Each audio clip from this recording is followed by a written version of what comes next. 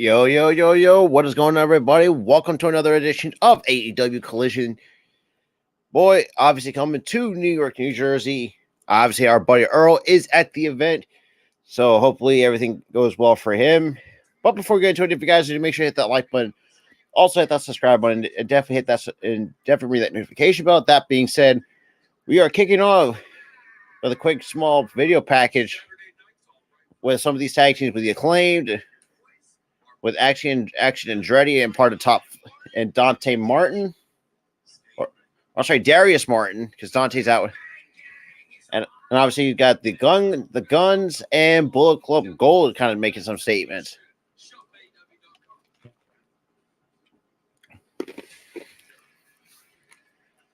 Now you got Ricky Starks coming in with style.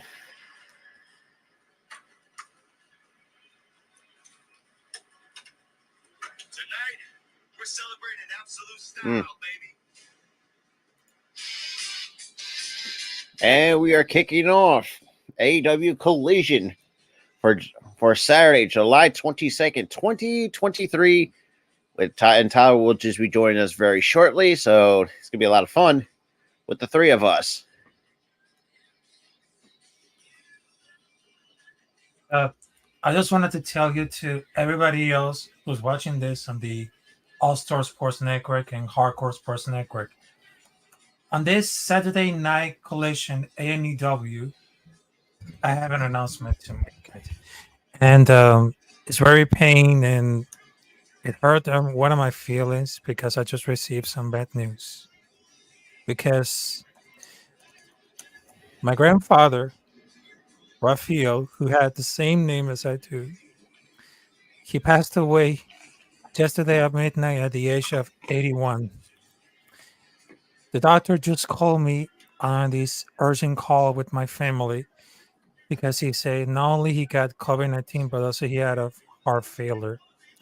And I very apologize to do like an announcement, but I really You're good. Hey, let it out, man. Can't take it from me. Don't let that shit eat you up inside. Trust me, I know for the fact. But hey, look, like I always say, life is too short. So I mean, yep. Sure. And I know this one is dedicated to my grandfather Raphael. I hope you're there in heaven. Make it proud of me for what I'm doing. And of course, my grandfather, he was so great. He was like one of my biggest inspirations. He was my biggest hero. And I know life is getting short and life is getting harder. But I guarantee that what it really hurts. It really hurts in my heart when I just found that some bad news. But right now, we as just wrestling fans, not only we just provide great things, but also we just provide entertainment for all the people right there. And I know that I apologize to everybody else, but right now, I know it seems like there's not many phrases like that because the show must go on. But this one is dedicated to my grandfather Raphael. I hope you are there and watching what I'm doing with the most that I love, and of course, I'm much love and prayers to him. And Raph too. If you need to take time off stream, like shit, you're more you can step away for a little bit and recollect yourself. Yeah, and of course, I gotta tell you, after the AEW stream watch party for the collision, I will take like a little break from streaming, and until coming back on Tuesday night and Wednesday when it comes to AEW Dynamite, because no, you're good. You're good. There was a lot of things that I could have reflection about my life. Absolutely, but we are kicking off with Ricky Starks, the men's winner for. Yep. It is absolutely. Oh, look at this and say, Ricky, what made you do? Wow.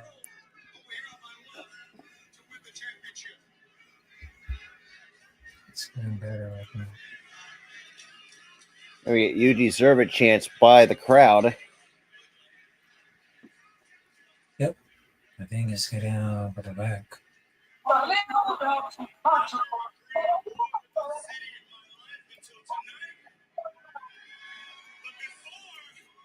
Address what you're saying to me, Shivani. I want to let everybody know. Everybody's wondering, hey, what's in the bag, Ricky? What's in the bag? Well, I'm glad you asked. Hmm. Nothing's in the bag. I just wanted to show a little Louis that I bought after winning the Illinois tournament.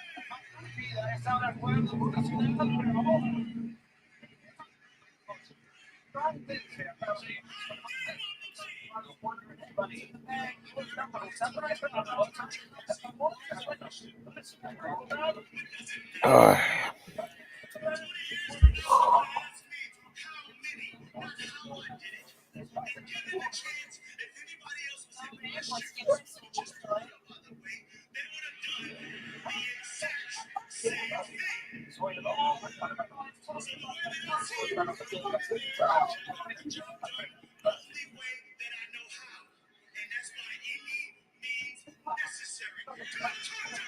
Talk to me about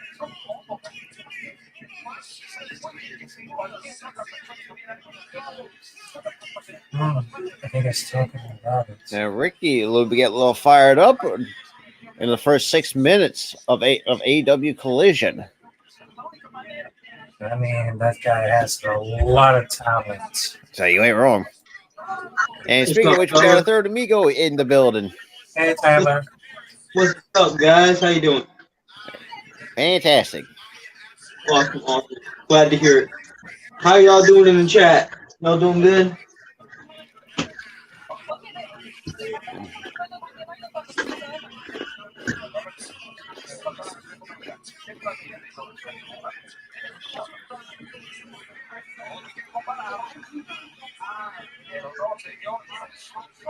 Also, update on Fight Forever. That shit is fun. CM Punk's now making his way out to the ring to confront on a face-to-face to Ricky against Ricky Starks. Yeah, you gotta remember these two are. This was what happened last week. Wait a minute, is Ricky heel?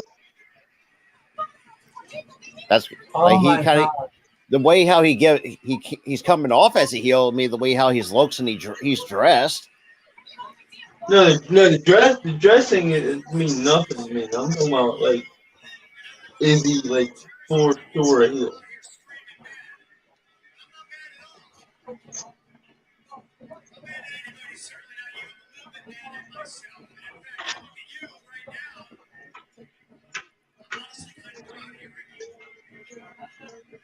Apparently, see it.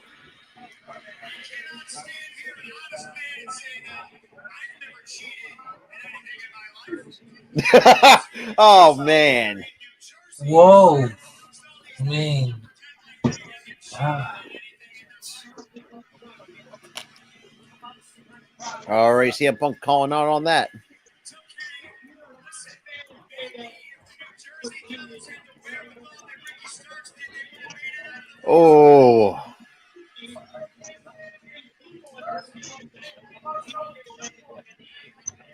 he said, I mean, or not, this Ricky about looks like the New Jersey Devils. I mean, during the spring days. During the spring days.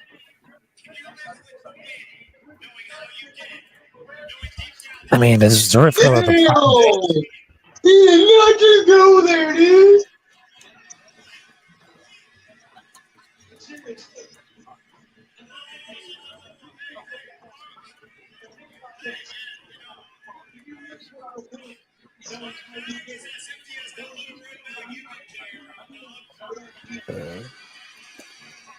Oh boy! You pretty much I love how tells. I don't know why like I know it's because of the crowd reaction, but what's with this heel in one city facing another?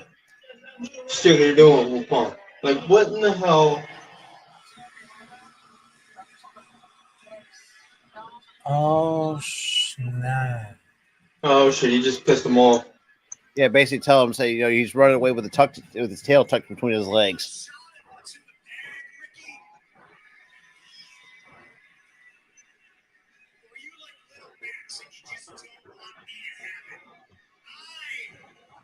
the real world's champion.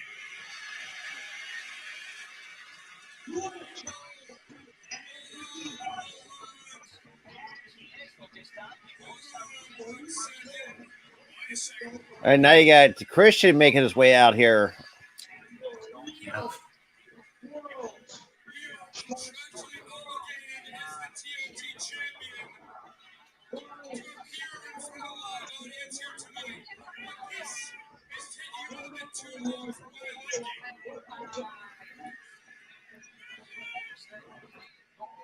Oh my god, and here comes Christian Wick with the set.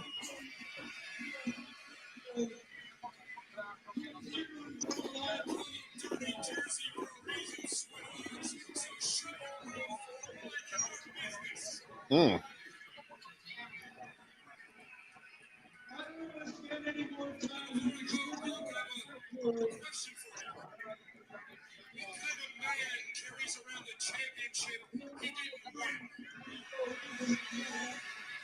Damn. They're calling dirty jersey for a reason, sweat hog.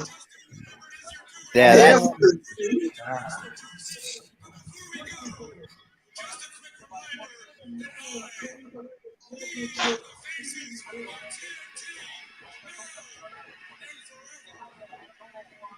and now here comes Darby Allin making,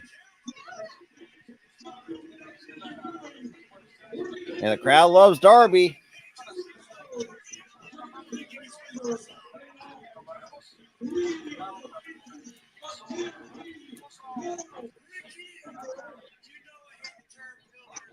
I kind of find it laughable that Christian's trying to, make himself a TNT champion, even though he didn't win the damn thing.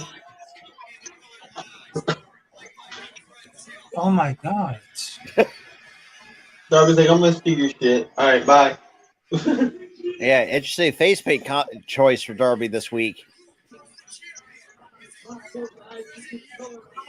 Oh, speaking of which, Darby just called that out. Like, who's the real champion? Is it you or is it you?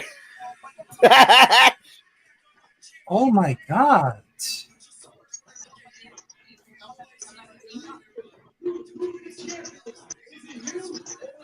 Oh my god. And already pushing the Luchasaurus's buttons, sounds like he's on Who's the psychedelics. champion? Who's the champion? Is it you or is it you? That's what I've been trying to find out, Darby.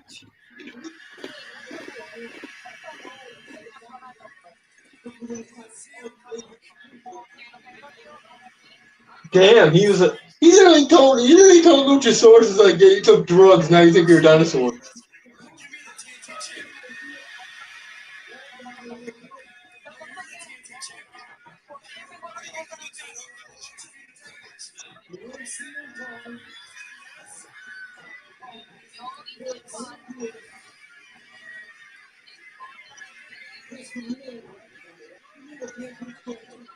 Wow, he's like, Chris, you don't even wrestle anymore. Damn. Damn, bro. Wow. See now, Christian delusional again. He's like, I'm the champ. I'm the champ. So CM Punk and Darby Allin are going to take out the tag team, or Ricky Starks and Christian Cage. Here's what I think's gonna happen. Luchasaurus is gonna get fed up after a while. Yeah, I can see that. He's gonna turn on Christian, bro.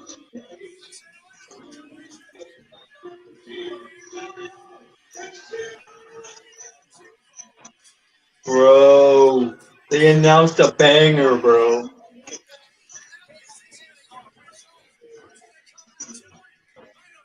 Yo, Okay. the whole entire card has bangers on it, but then we get to the show and they announce another banger. What the hell, man?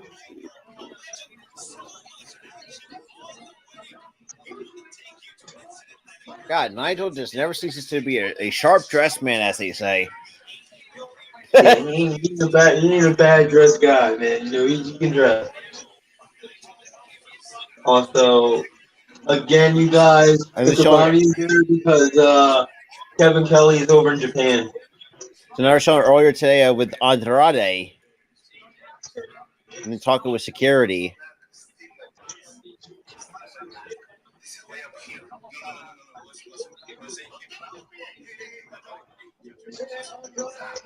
Holy shit, they got Red Tide as part of the security crew. I just noticed that. Oh no, yeah, a bunch of these guys that are running the security crew were in the original iteration of Ring of Honor. And they're pretty much just to throw them out of the building. The security. Oh my goodness.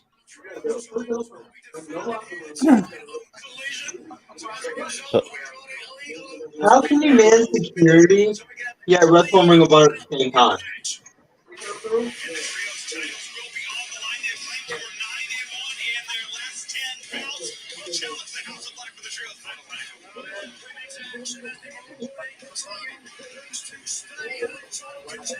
and later tonight we have Sky Blue and Taya Valkyrie going at a one-on-one. Yep. And we got Miro. So, I don't know who's be the sorry jobber this week. All right, so you're gonna see House of Black versus the Acclaim, Sky Blue versus Taya Valkyrie. I love how they keep giving Sky Blue like tests, like let's see if you get this, or you hang with her, or you hang with her. Like, Hey, obviously, it just says Miro in action. He's facing a jobber. Yeah, I was like, who's the sorry soul this week? Who's the sorry soul this week to face Miro? And now we've got Jay White and Juice versus Action and Darius. Mm-hmm. Now we cut to a quick picture-in-picture. There's a problem with this. What Tacoma FD? Why do you need picture-in-picture when there's nothing happening? Yeah, I have no idea. You don't need picture-in-picture. Just go right to commercial and then come back. Like what was it? She just launched to do with the defibrillators.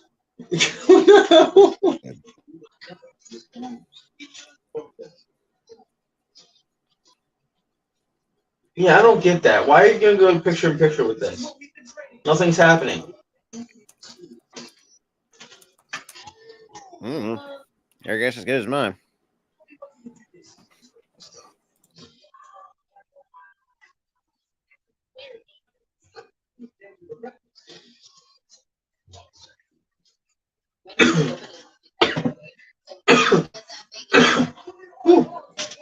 But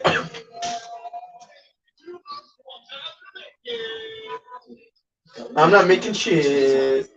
Don't ask me to do anything. Nope. Goddamn, Wendy's commercial told me to make stuff. I ain't making food.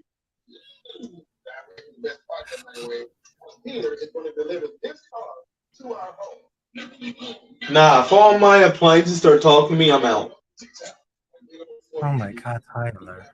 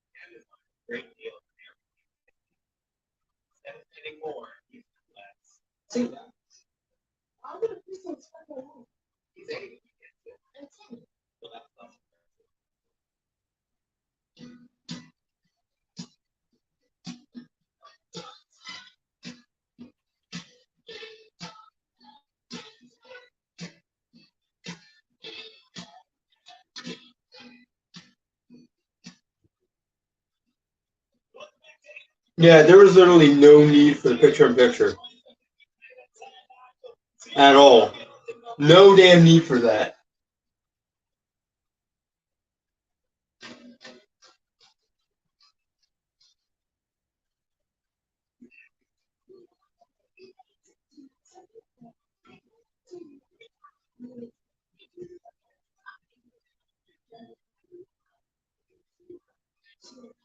Right, so here now the top flight. Here is Achin Andretti and Darius Martin. Now, the biggest mystery with Top Flight, can both brothers just stay healthy for the love of God? I don't None of know. this makeshift tag team match. Just have both healthy. Shit, how about make if when Dante comes back healthy, make that a trio, Top Flight and Derek Action Andretti? Shit. That would be cool. But the problem is they have to stay healthy, man. Yep. That's my only gripe is they gotta stay healthy. And Damien, quite honestly, I've not really kept up with Dark Side of the Ring as of recently. I'm kind of slacking. It's actually been very, very interesting, to be honest. Yep. And Damien did bring up the Abdullah the Butcher episode. Oh yeah, that one was dark. That one very dark. All I know is I know people hated him because he had like some sort of like STD or something like that, or He had hepatitis. Huh? I think that's what I've read. I think he had like a hepatitis. I think he had hepatitis or some shit. And if it comes in contact with you with blood, that their blood comes in contact with your skin, you got it. All right, so Well, we got the let's Bullet see if Club that's right what it here. was. What's going on, Sarah? Shit, Hello, it's Welcome back, Sarah.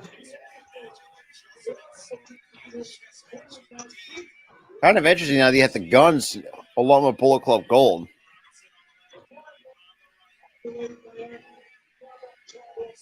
What's going on, Coach Ed? Sarah, that if you're watching at the beginning of the video, right now, Sarah, he passed away. That's why I'm just indicating it.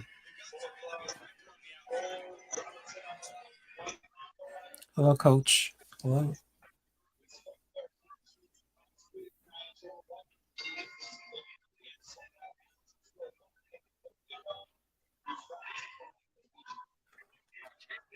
Sorry, I was just jumping on a piece of ice. Oh, so they got the guns right now.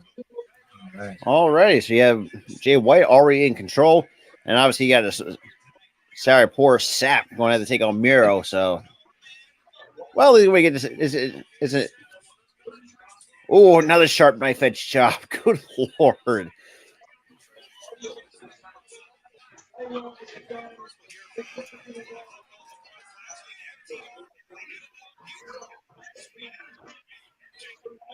And FTR. And you got the first women's match tonight on Collision. Sky Blue and Tyler Valkyrie. Oh, nice little drop kick by Darius Martin. And then the main event, you got CM Punk taking on Ricky Starks and Christian Cage.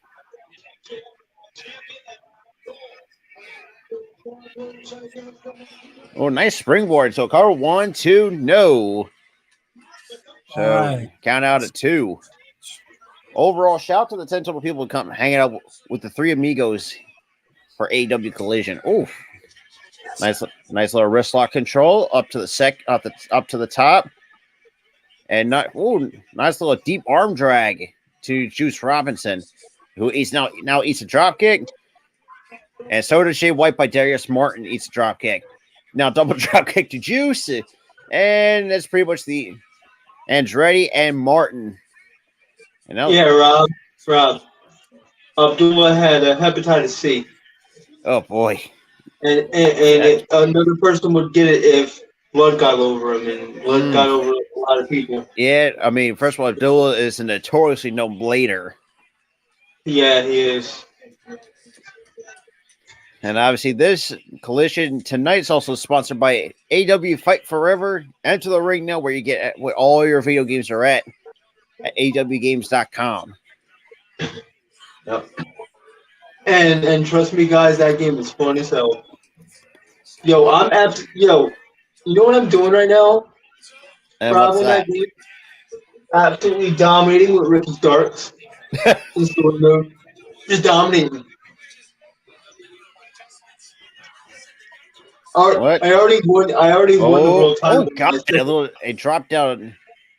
Dude, I already won the world title in my second match with Ricky Starks Oh man, in story mode. Yeah, because I won the first match. You have to do the Casino Battle Royal.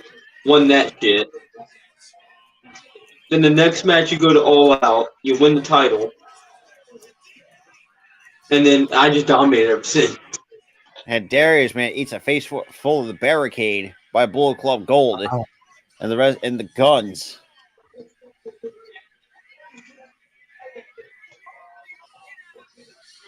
How did they do that?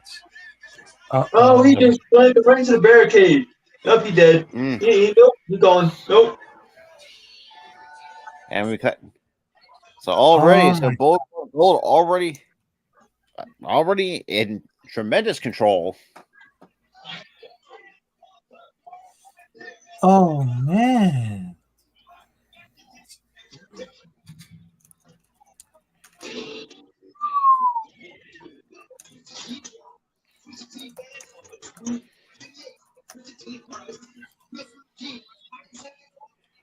No, no, Mitch.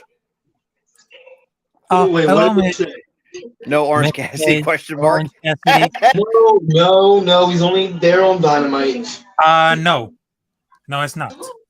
Because right now they're a collision. They have the House of Black, Sky Blue, Taiba, Carrera, the Acclaim, FDR, Edge I and mean, Gabriel, shit. I mean, I think White, Sad Blue's kind of pretty much killed it on every show she's been on. but no Orange Cassidy. Yeah, Sky Blue has been like very, very awesome. No Orange Cassidy. They've been impressive. At some point, Tony put in the TBS title picture. Shit, her and Chris Statlander any day of the week. Hey. He says, "Yay, I'll watch Collision 4." I would never understand the hate for Orange Cassidy. Boy. I don't either, bro. But I just laugh at it anyways. It is. All right, we get a tag into Juice Robinson, who looks like he's kind of high on crack, basically.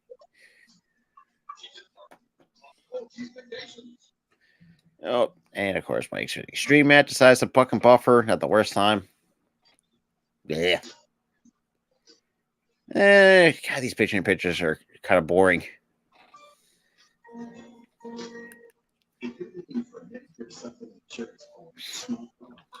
See, that's where you use a picture-in-picture during a match.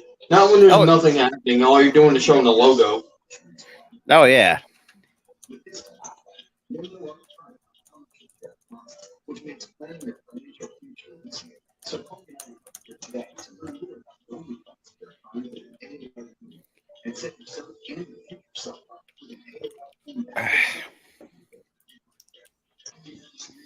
Oh my God, Damien. Wait, what? Now that's Damien for you. All right, we are back from that quick picture-in-picture. It's pretty much been Bold Club, and mostly Bold Club Gold in control for most of this match, until a deleted vertical suplex by Juice. And Action and Dre with a quick roll up. 1, 2, no. You only kick out at 2.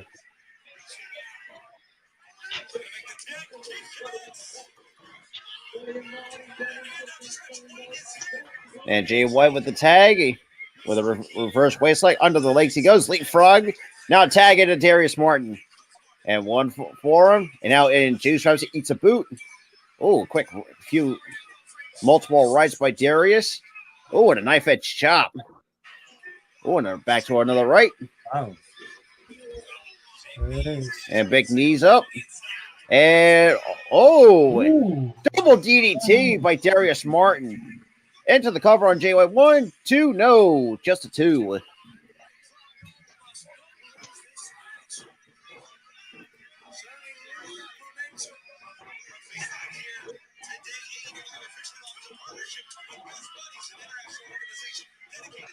Oh, sharp knife edge chop.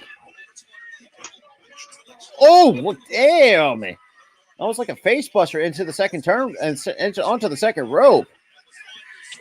A nice little crossbody into the cover. 1, 2, no. A quick near fall by Darius Martin.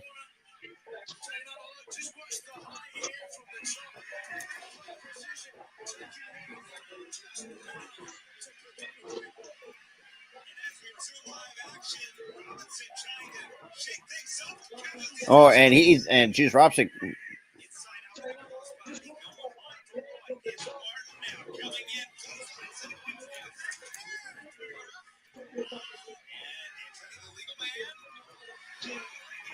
Oh no! Oof. So good tag team chemistry here between Darius Martin, I was to say, and Action Droid. Now we get attacked to Darius. And then we'll hear from FTR. Or nice little shotgun drop into a cover. 1, 2, no. Just a 2.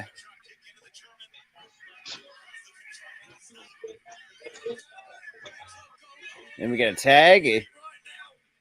And up next, we got Miro to squash somebody's hopes and dreams. And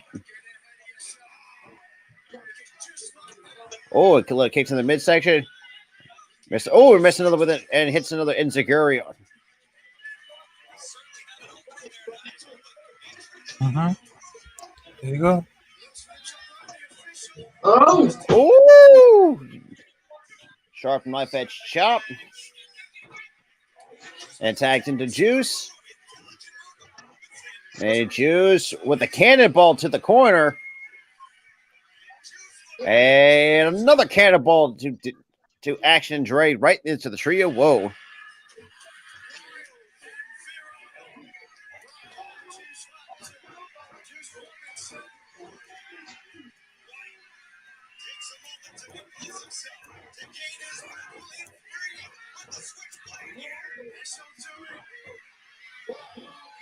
Oh, no. Quick right by Juice.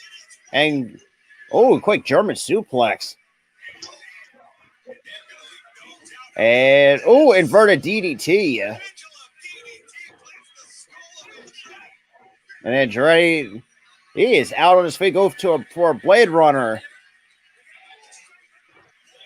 Blade Runner into the cover. 1, 2, 3. Jay White picks up the win for Bullet Club Gold.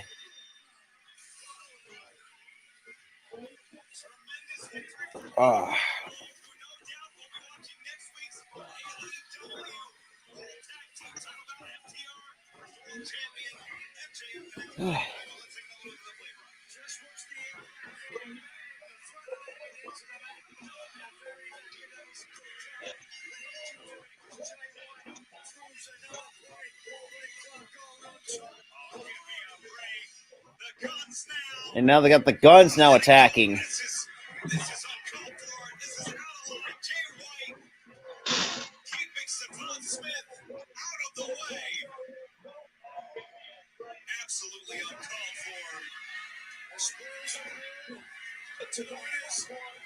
And the crowd absolutely hate all of them.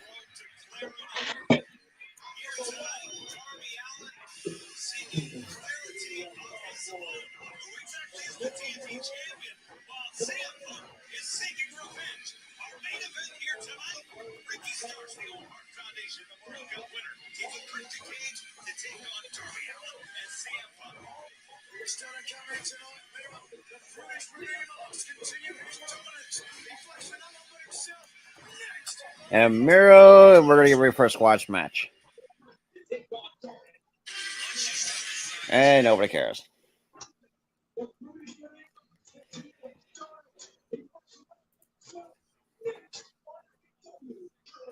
You know what confuses me about Bullet Club now? And what's that? In AEW, they're heels. New Japan, they're heels. But in Impact, they're baby faces. Because you have Ace Austin and Chris Bay as baby faces in Impact.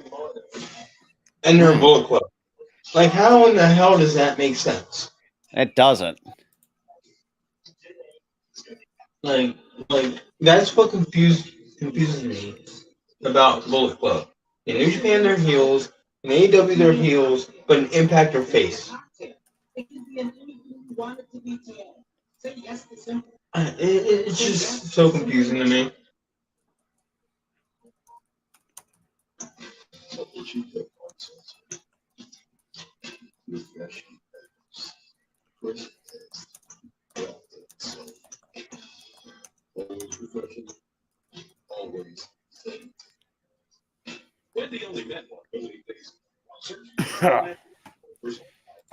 Hmm.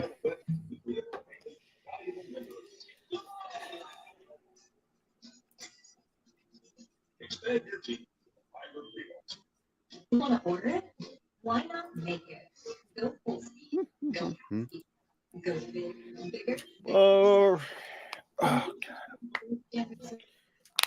there we go.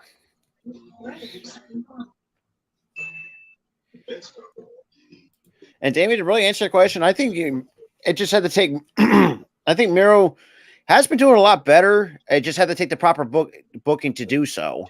And obviously, him being on Collision actually is the right for me, the right move.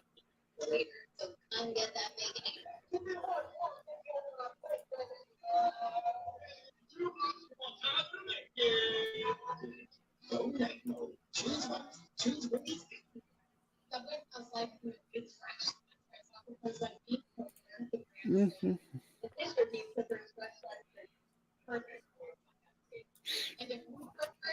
Damn.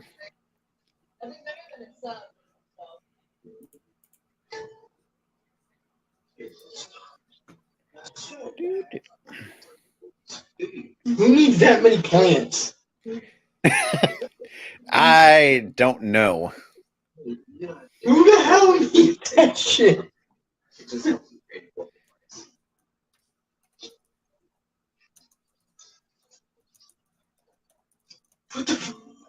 It doesn't make any sense.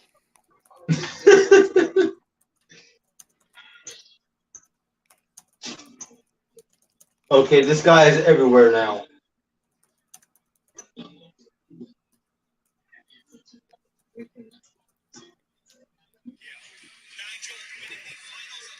And now they're showing from what happened last week for the Owen Hart Foundation Women's Tournament Final One between Willow Nightingale and Ruby Soho. And with Ruby coming out as the new victor, and now they're showing from last night from Death Before Dishonor. Well, I've been here, like she actually put on a really. Oh man. Yeah. Yeah, they're showing off last And week then, about the tournament. And holy snap. That was last night at all. yeah, on Death Before Dishonor. Yep. But now we got the Redeemer, Miro in action. I wonder who's going to be the Sorry Sap's going to be. It's game over for the upcoming Sorry Sap. Who's the poor unfortunate goddamn soul that's gonna get his ass kicked?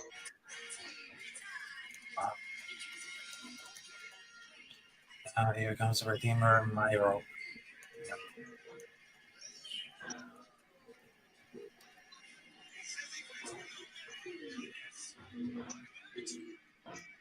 Oh, and Miro get. Who's this?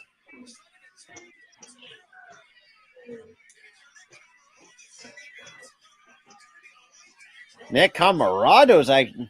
Camarado, what the hell? Oh He's my taking the God. fight to Miro away. Camarando? Oh my God. Nick Camarado, okay. He's been stuck on dark lately. What the hell?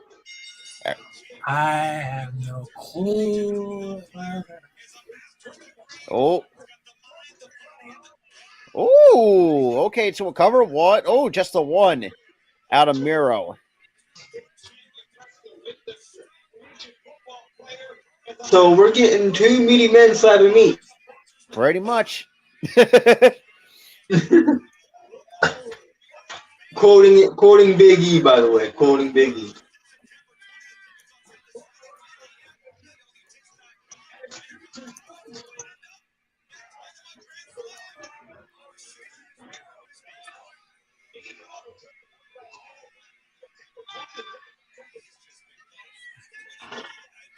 Now into the corner goes Miro. And nope. And nice little German suplex by Miro. And Miro looks pissed. I mean, look at this face. And there's the kick. And it's game over for you, Nick Camarado. The shirt comes off and right to the crowd. That was a suplex. And stomp to the middle back and into. Yep. I mean, at least this time, Nick Camarado had some offense in. And it was a bit tougher for Miro. And Camarado, and Miro picks up the win. Actually, that was not bad of it. Even though I hate squash matches, but at least that was actually a decent match for what it was. That was a decent, couple-minute match. It wasn't just one move done. It was like Nick Camarado was fighting just back. Just a blindside of him. He was fighting back a little bit. He was fighting him a little bit. And then Miro just dominated at the end there. I just have Nick Camarado on Collision each and every week, if that's the case. Yeah, I would use him a little bit more. I wouldn't use him as a jobber though. I'd probably make him, a little bit more credible than that. But he didn't do too bad. No, not. He took the Miro a little bit.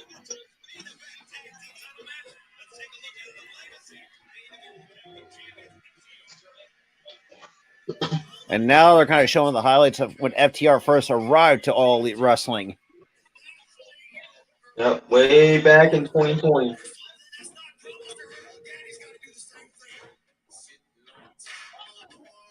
No, it was in 2020 when the pandemic was. And it shattered. I mean, that's the bell. Oh God, he's second rope pile driver. Good Lord. Damn, that just hurt my heart. They showed a clip of them going against the Briscoes, bro. Oh man, that hurt, bro. That hurt. Oh man, honestly, I think they've done. Not gonna lie, look. I get their run in WWE was actually really good before they faltered off. It looks like they just already kind of really picked up where they left off since then. Yeah, exactly. Yeah, and the thing is, they came in as heels. Yeah. Now they're like the top babyface. Yeah, people love them. People love them. They love the fans too. And now we got the trios match for the AEW World Trios Championships.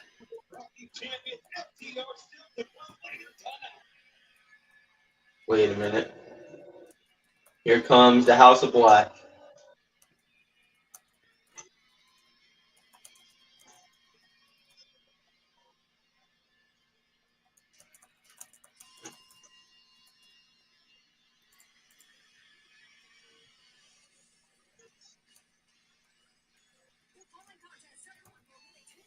Mm.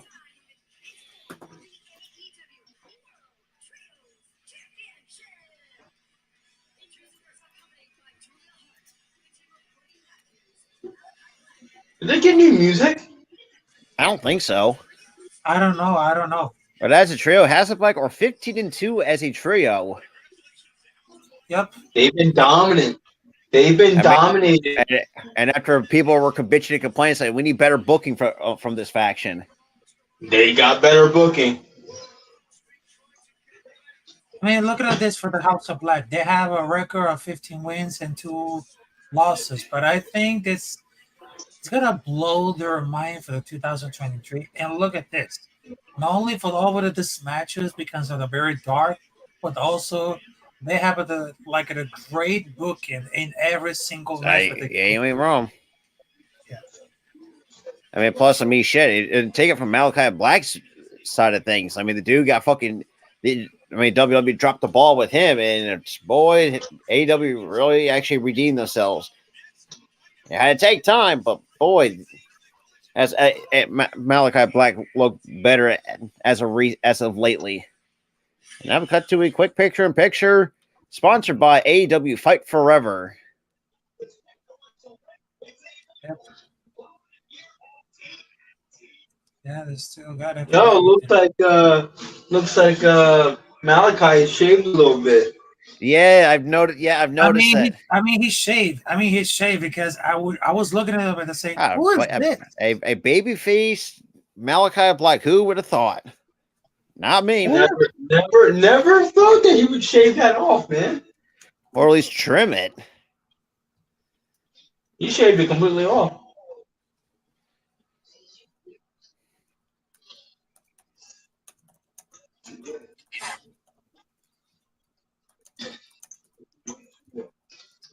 All right, you are not about to you are not about to go to picture in picture with the Acclaim's entrance.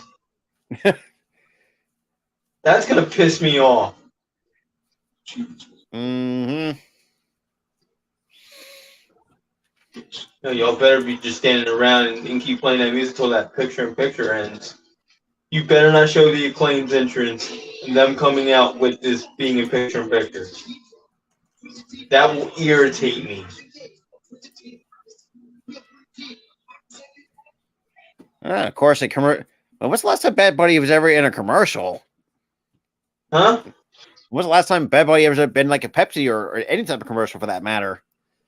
That was the first time. That was the first time. What, Bad Bunny? Bad Bunny in a commercial? Yeah.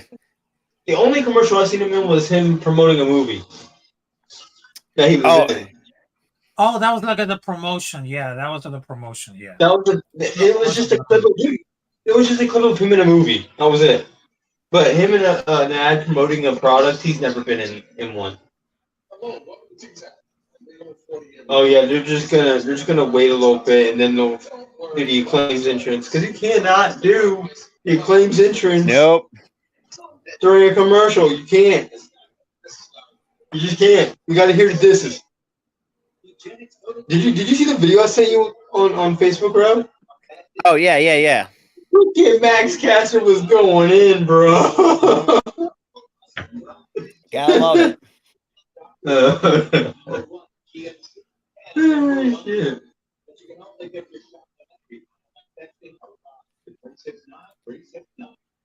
Yeah, nobody cares about Nugenix Thermo. Ugh. These athletes literally cannot take it in their careers and they're promoting this shit. If you don't have a good sex drive, that's your fault. Idiot. And now we got the Acclaim. Insurance on TV. Good job. Good job. You didn't butcher it. Yep. Yeah, he looks weird without a facial hair. Looks weird. Oh, I got here to distance.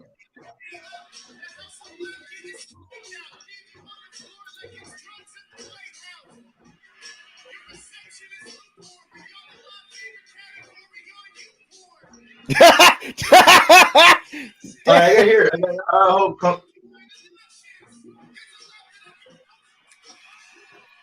Hey, the House of Black are not having any of it.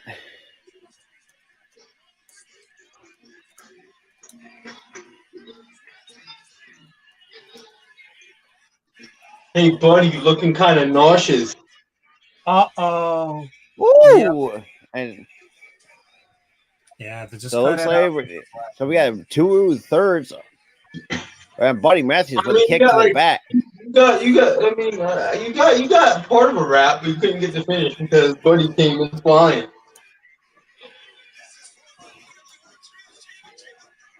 Oh God, that's Brody Lee with a diving crossbody. Yeah.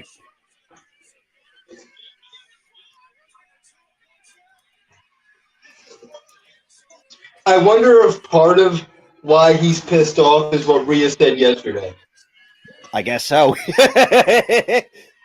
That's why I want to figure that out. That's what I'm wondering. Like, who pissed him off?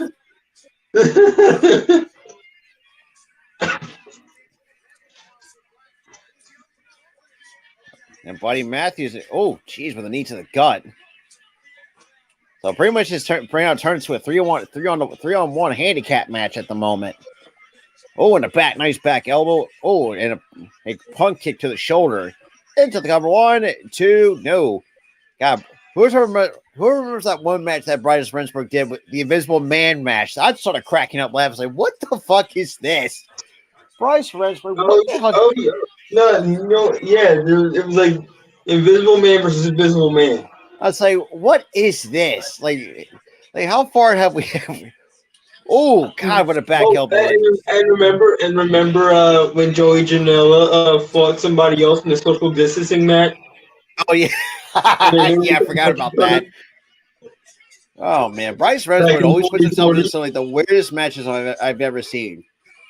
Yeah, they literally were just slamming each other. They were like doing telekinesis or some shit against each other. I was like, what the heck? It was the goofiest shit, bro.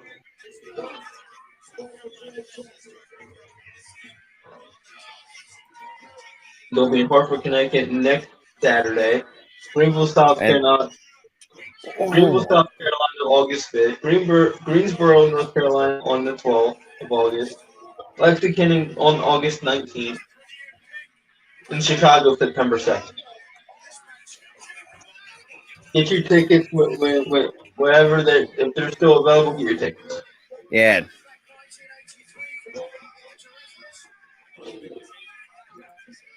Ooh, Brody almost tripped over Max's head. You see that little slip up? yeah, I've noticed that. Oh, Try to get to make buddy the got hurt. tag. No, Buddy Matthews just plants him in the corner. Oh, good lord! Brody Matthews got slapped. He got knocked silly. Half of this shit has to be, you know, And out goes Brody King to the floor and eats a pile of mat. Wow. half of this shit's got to be him imagining Dom Mysterio. I guess so. It's got to be. Oh man. Come on, your buddy wants to come in. He's getting hyped up. And Brody King now with Tags in, Daddy. Bowens. Oh no! Oh my God. Bro, pulled Oh him down before he no. got the tag.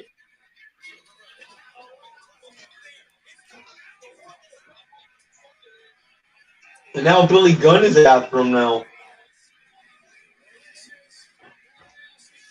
I am not calling him by his new ring name, by the way. I'm not doing it. What, Daddy Ass? I'm not calling him that. No, fuck that. He's Billy Gunn to me. I don't care. And try to tag into nope.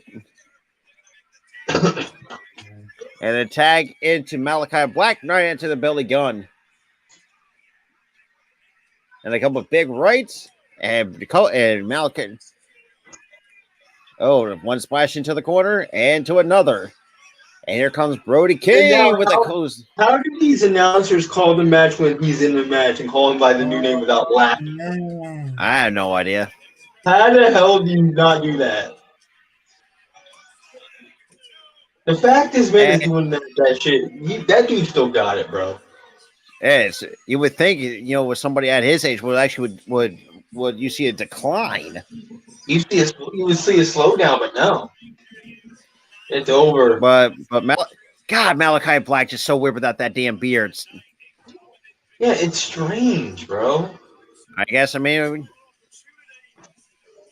the strangest thing is like he's just without his beard, bro. It's so weird.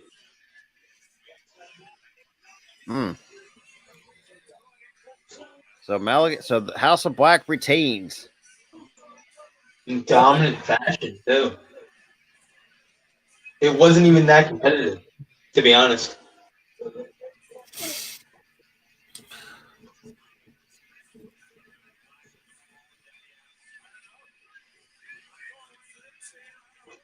Are they trying to persuade him to join? I don't know what Or no, it could be a sign of respect. Could be respect. Or maybe the fact that they're trying to get him to join, which I honestly don't think that Billy Gunn is the right guy to be in a horror gimmick. Oh yeah. That'd be weird as shit, you know? Be very weird. He's more like a comedy guy. He's not a horror guy. And the boots are coming off. Is he retiring? He's unlacing his boots. Is he retiring? And the Was that crowd his is. final match? Is that what this was about? Owens just looks like he's looking confused. He's confused. Is it over? Is his career over? Your guess is good as mine, man. What the hell was happening? Oh my God, he's getting his boots. He's undoing his boots and leaving him in the ring. And Is for those he who don't retiring? know, so for those who are wondering, what does that even mean? That pretty much symbolizes, That He's usually symbolizes that a wrestler is done. and And he's crying too. He's legitimately crying. That's weird. He's actually retiring right now. And the Acclaim don't even know what they're thinking. Anthony Bones' face is what I'm doing right now. And yep, that is it. Like he dropped the boots are in the. Thank you. Honestly, thank you for a great ass career, bro. Thank you, man. I just did not hear no. I never expected. Thank you. He's like, no, I'm The done. crowd. The way they're doing this is like he's walking out on the group, but really, I think he's done. For the minutes, the same. Who would have thought that would actually be a? Is it over? I don't know if it's legit or not. I don't even know what's going on. He left his boots and walked out. Is he legit retiring, or is this just storyline? I don't know. I have no idea. They're legit crying right now. And Billy Gunn, as he was taking his boots off, he was crying. Is this story or is this a retirement? It could be. That's nuts. I think it's over. That's sudden. It was sudden, though. That's very sudden. But then again, though, what the hell? I'm in a state of confusion right now. I'm confused. What just happened?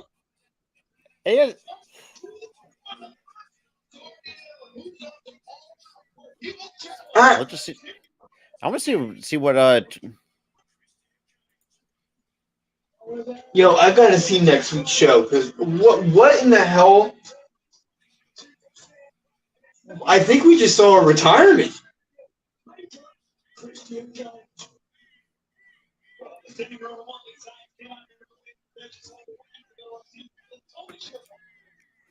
But maybe Billy Gunn probably said something backstage that maybe this could be it, because then again, he is pushing 60 after all. Yeah, he's had a career since the mid 90s. Actually, technically, he didn't break into. I guess it's over, man. He's been wrestling since 1980, since 89. But his big break was in the mid 90s. In the mid 90s, yeah. But wow, I think we just saw a retirement. Because I want to see what the. My question is, what will the Acclaim say about this? We'll have to wait. So we have to wait until next week.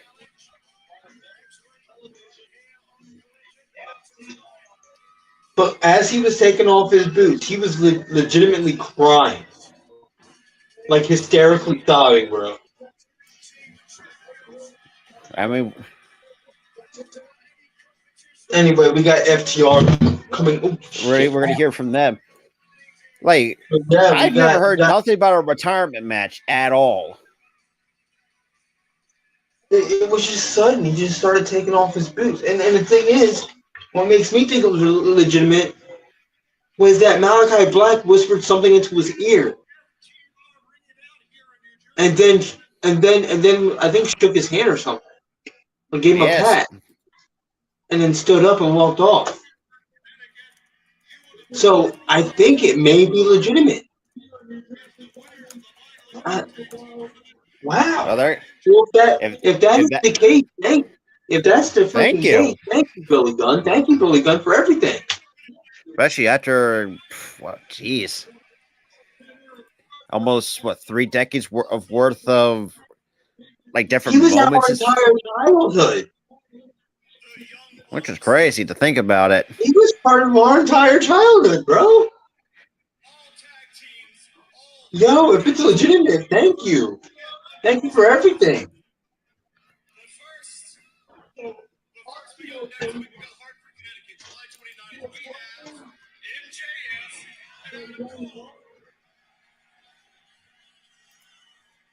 Jersey doesn't like the young look.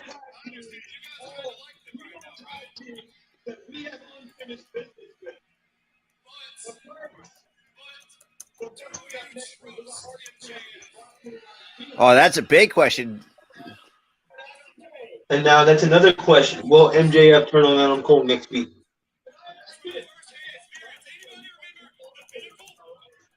Oh, the cat that.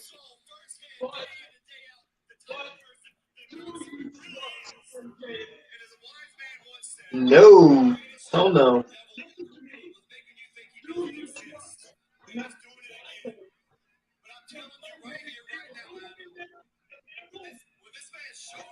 Yep, he screwed you guys.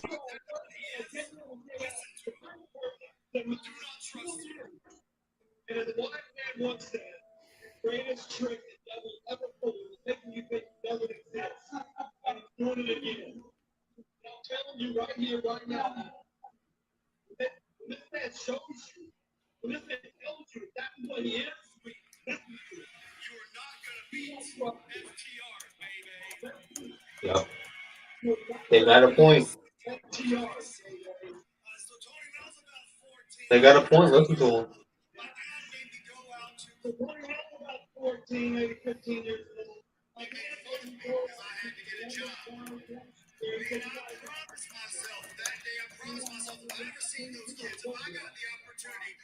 I booed too when he told me that. Yeah, he actually stood in front of his dad and booed him.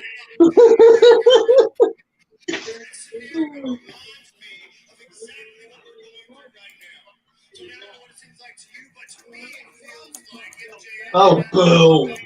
Your dad told you to get a job. Boo.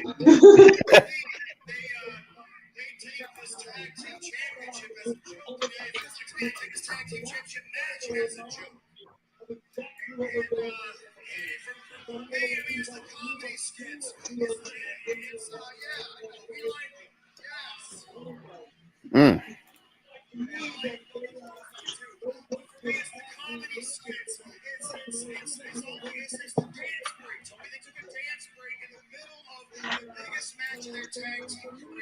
I feel like MJF is taking it as a joke.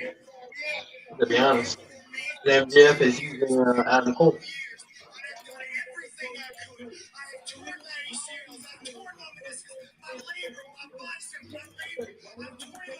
Yeah, that was my gripe. That was my exact gripe from last week.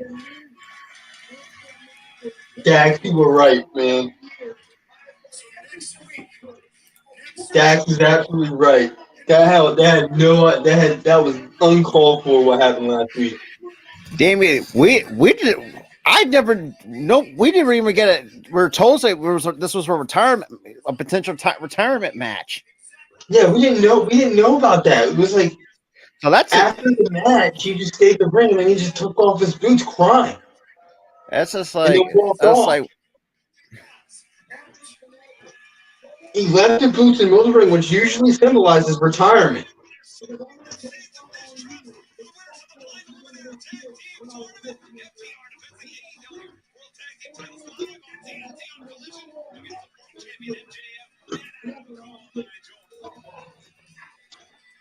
You know, whip their ass. They're gonna beat some shit out of Cole. Don't be trusting MJF, bro. Yeah, that's a good point. They're gonna beat some sense in Adam Cole.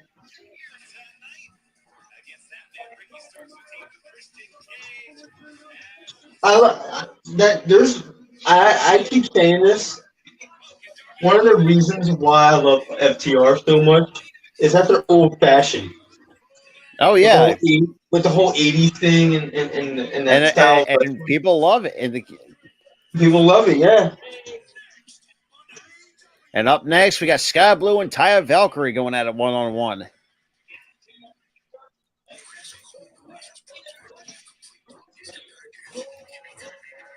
We got a rising star versus an established veteran coming up next. And then tomorrow at 9, live on TNT, you got the season finale of the Lazarus Project. Everyone watches that. There's some people I guess watch that. If the What's only going on, talent Rand? is people, Rand, if it's people a long time no see. And Crazy Juice, we don't even know what's next, and all that stuff. So shit. bro, we've already got a curveball tonight.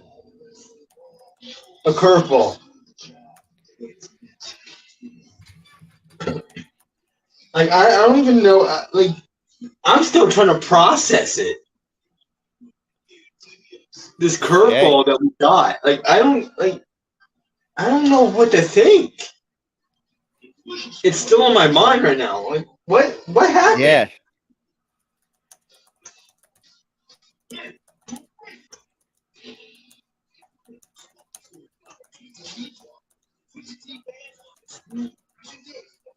That's alright.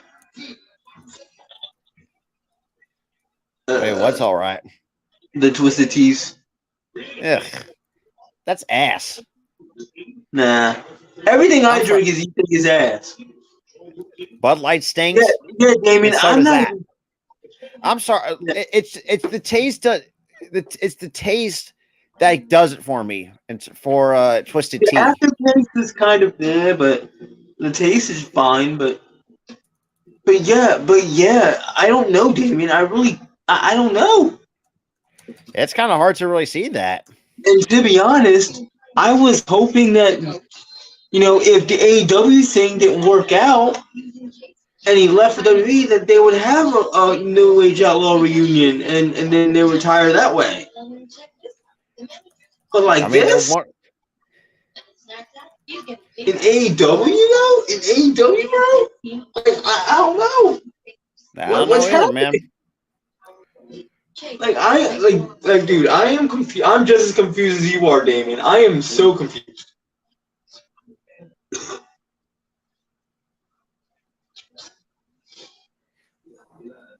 Oh, wow. I'm getting it from both. I'm getting it from both sides. Damien even disses me for drinking Bud Light. God damn it. You guys just gang up on me. I wonder what the atmosphere at the arena is like. That's a very good question. Earl is there right now, so it'll be interesting to hear his perspective. When he comes back for Monday Night Raw, we'll definitely discuss that, and we'll probably discuss even further on Elite Talk. Because I bet you amount of money that crowd there will probably went dead silent. Like dead silent. Like they all look confused. The crowd look confused. The Acclaim look confused. Which they were probably just selling the confusion. And now we're getting a little bit of a recap from Blood and Guts last week on last Wednesday on Dynamite. And let me tell you something about that. That was like the craziest event ever.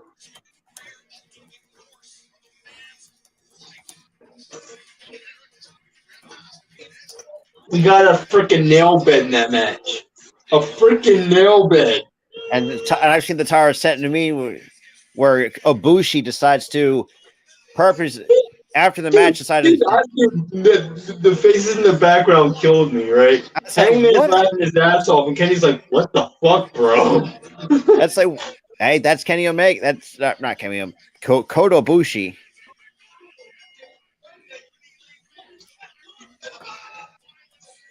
Oh yeah, they did have a table spot. Never mind. I never knew the table was there. I forgot the table spot even happened. So there was a table spot.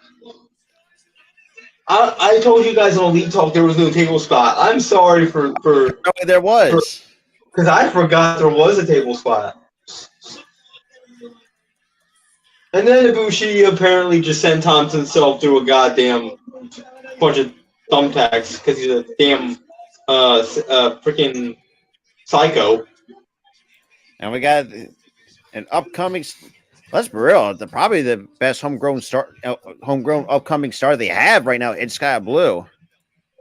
Sky, there was no need to do that, camera. What'd I do to you? You didn't need to stick your tongue out at me, Sky. I didn't do shit to you. I'm surprised he didn't even paint her, like, have her tongue blue. I mean, gotta go along with it. But here's the thing, and then that'd be a ripoff of Liv Morgan. You don't want to rip off Liv Morgan. Now you got Taya Valkyrie coming out.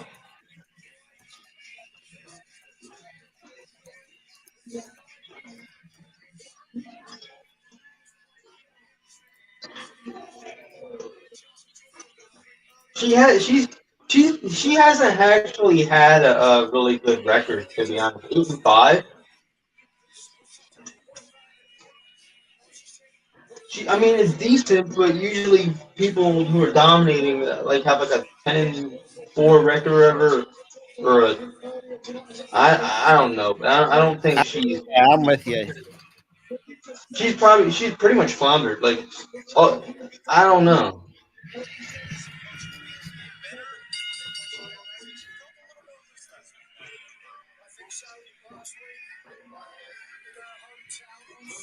Oh, and talk about the disrespect of patting her on the head.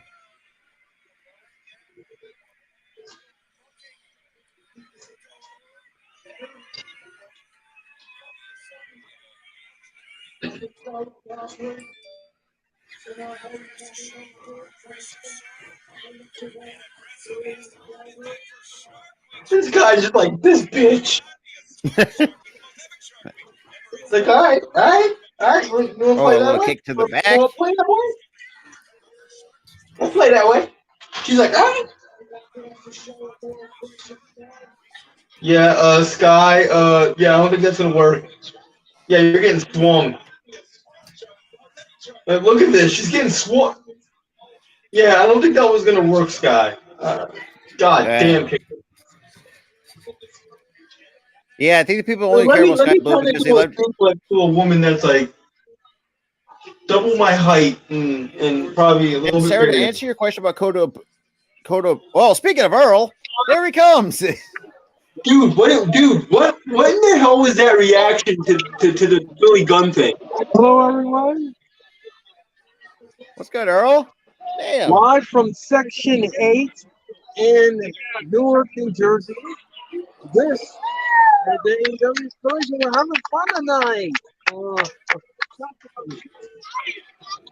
What?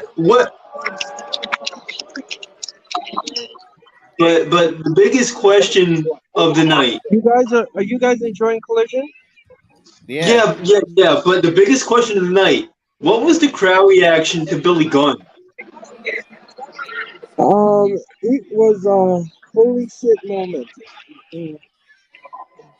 Well, so was it like you could hear a pin drop? It was a shock. It was a shock to everyone because we weren't expecting it. Yeah, it shocked us. So we were like, what just happened? Oh, two. No. Oh. Beer. Yeah, we're having a lot of fun here in Newark, and just want to wish you guys a good stream and have a good night. You too, Earl. Yeah, I'll be back live, ladies and gentlemen, on Monday night for Raw. And Ty Valkyrie right now is in the ring, and she's taking on Sky Blue. Yep. And hey, you enjoy yourself, brother. Yeah, I am. I had 2 hot dogs and a beer so far. Hey, nice. Living it up, brother. Living it up. All right.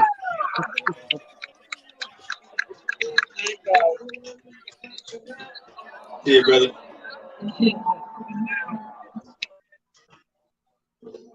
There was a great little appearance by Earl there, and the burning question that I had was, what was the crowd reaction to Billy Gunn's apparent retirement? Which I don't know if it's a real retirement or if it's like scripted or what have you, but he said it. He said it himself.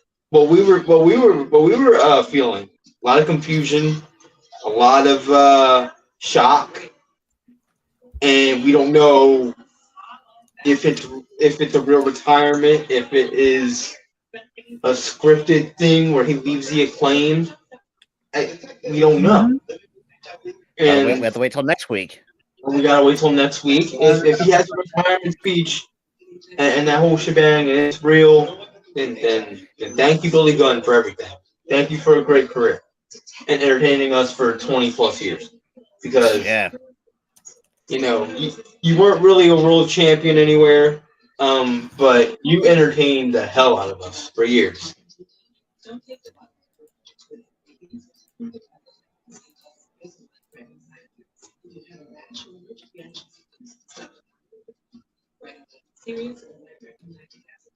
Right.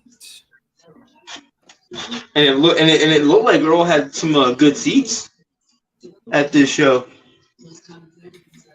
Oh.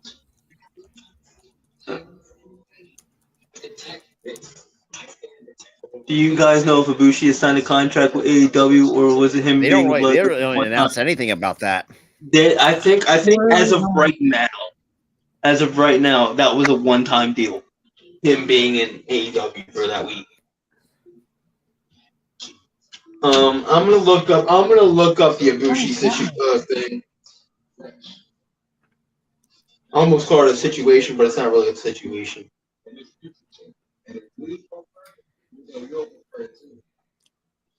Oh, there it is.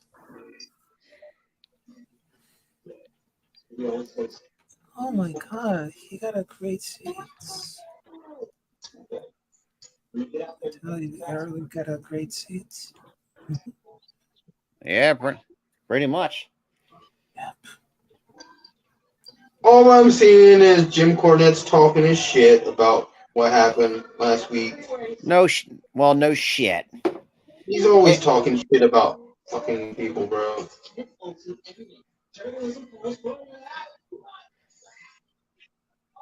So Kenny Omega has said Kota will return. So, but I don't know the contract situation or not, but it does seem that Kota Ibushi will be returning to AEW at some point, and he may get signed. But as of right now, we don't know the contract situation. He is a free agent, so he hasn't signed anywhere.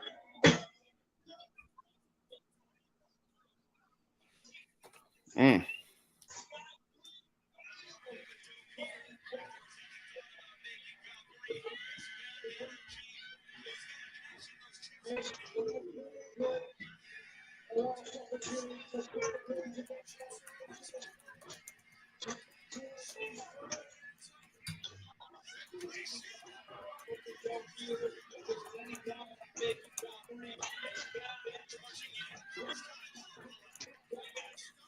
But yeah, that's that whole ordeal with Kota Ibushi. We don't know if he signed or not. But I'm still kind of reeling from what happened a few minutes ago. But right now we have Sky Blue and Kaya Valkyrie. Sky Blue is doing Sky Blue thing. She's actually impressing. Tonight. She's killing it. She is absolutely killing it. I say, what's your favorite Billy Gunn memory? And I kind of see like a slight, aggression towards her now with the facial expression. Oh yes. Like he has that determined, I'm gonna kick your asshole. Pretty much. And Taya, oh wow. And of course, the camera angle kind of points to Sky Blue's ass. That's pretty much what everybody cares about. Oh, God. Yeah, I don't look. I don't give I a never shit. really.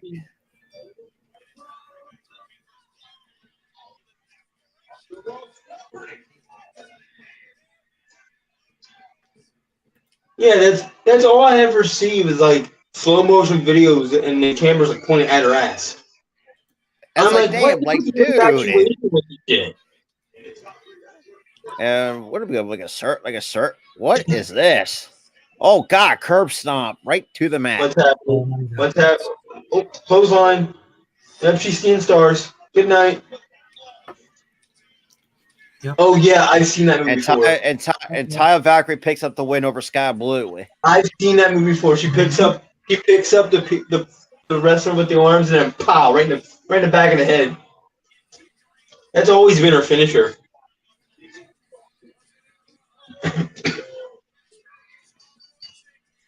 That's always been a finisher when she's a heel. But when she's a face, she has like Jade. She has Jade's finish. Yeah.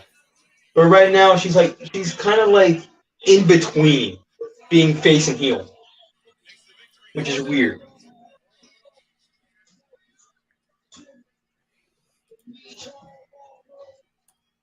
I don't know. I think Sky Blue's losing momentum. She's been losing a lot lately. She's slightly losing momentum. And that's concerning. That is very concerning.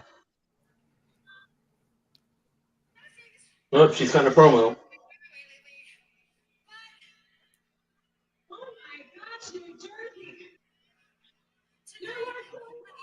Oh, she's heel. Yeah, well, that's not.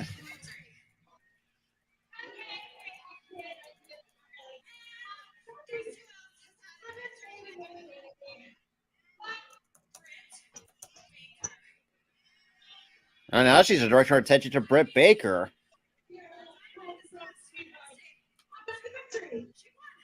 Yeah, she's heel. Oh, yeah. Can really appreciate that. Oh shit, she started a program with Britt Baker. Okay. I'm interested. I Cody's interested. I have no problems with that. Okay. I am interested.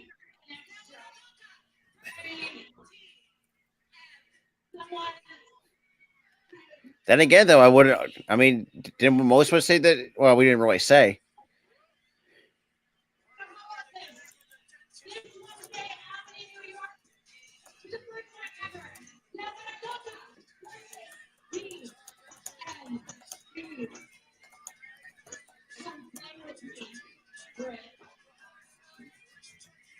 Oh, she ain't gonna play. She gonna whip ass.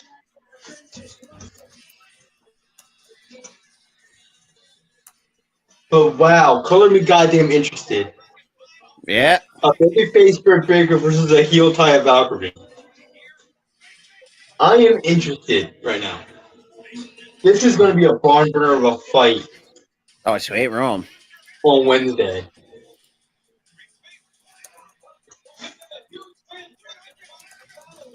All right, what's with AEW all of a sudden caring about Ring of Honor now? When they had no continuity with AEW and Ring of Honor. I have no idea. Not at all.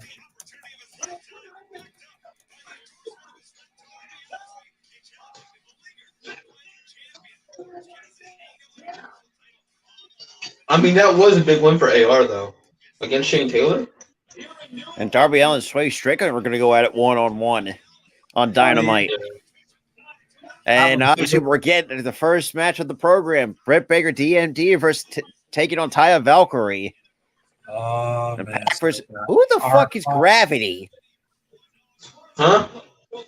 So Pac's taking on. Remember? Yeah, that's a joke. It's a joke match. You know what that means? You know what Pac used to be? Neville. You know his nickname? Oh, yeah, I forgot about that. You know what his nickname was? The guy that Gravity forgot. Forgotten. And then live went. So it's basically a goddamn joke. I remember.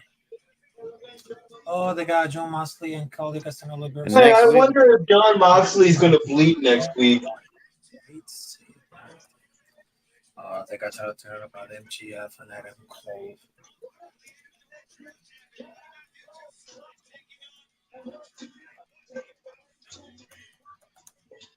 Well, we all know what's going to happen next week. Got a trios match with El Hijo, Dean Vikingo, Action Andre, Darius Martin taking on Juice Robinson and the Guns. Yep. Oh boy! That's gonna be money. That's gonna be money. And coming up next is main event time. All right. Yes. CM Punk, Darby Allin taking on Ricky Starks and Christian Cage.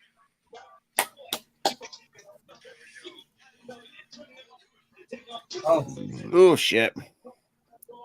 Wow. This is really great. Oh, hey, G Nation. Salute to you. Good. What's going on? Shout out to 11 that hanging out with me and Raph and Tyra tonight. Shit. Yeah, thank you guys for showing up and showing out. Showing out, absolutely. Thank you. Thank you, everybody. Thank you.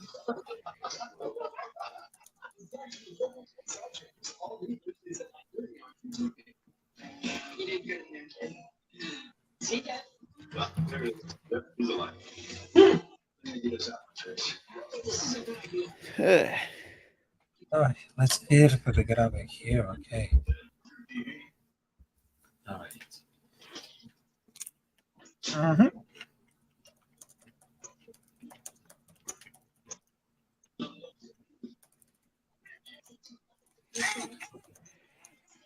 Yeah, boy, talk about another scam that's called Deal Dash.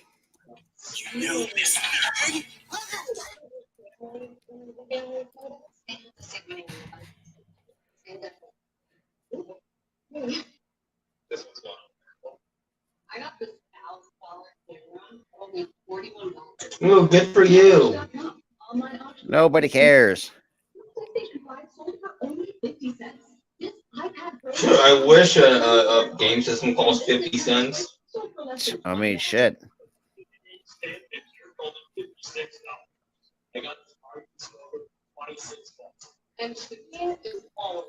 I don't care. I don't Also- give a shit. And also, I want to say this too. Shout out to Joel Embiid actually getting married over today. Yeah, he was living it up at his respective. Yes, sir. Yeah. The show's actually been pretty good tonight. I mean,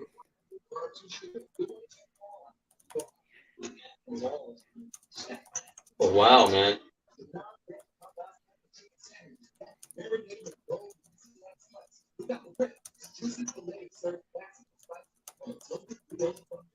We knew coming in when we saw that match card they were going to serve up bangers, man. and a quick impromptu retirement. Yeah, which shocked me. I don't know if it's, but the thing is, we don't know if it's legitimate or not.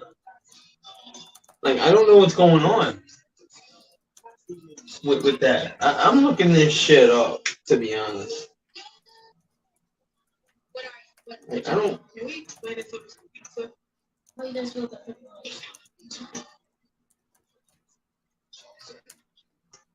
Like, I'm not like what the. I'm looking at that. And main event time.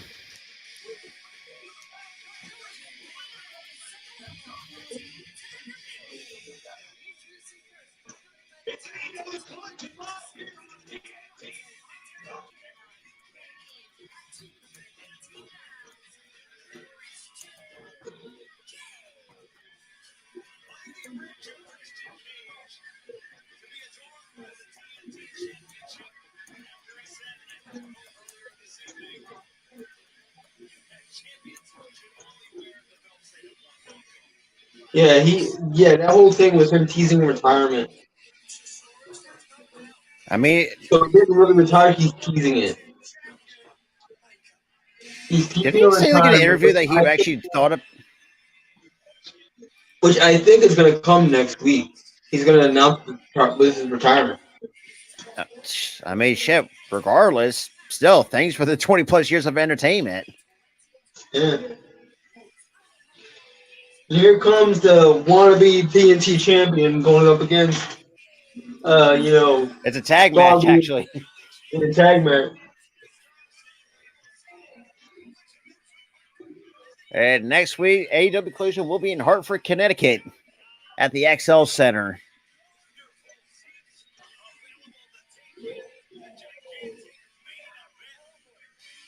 Gosh, Ricky Starks is so fucking good.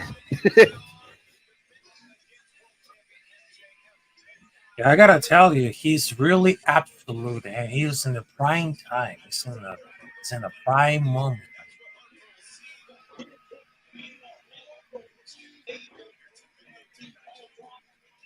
He's in his prime moment right now. And now we got Darby Allin.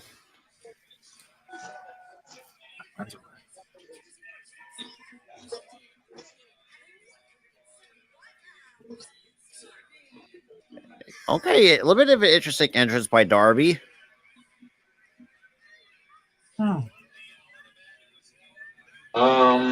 Okay. Oh, there's that. Oh, he was spitting water. I think it's That gonna one. be like a Triple H or something like that. Oh, And now we got CM Punk making his way to the ring.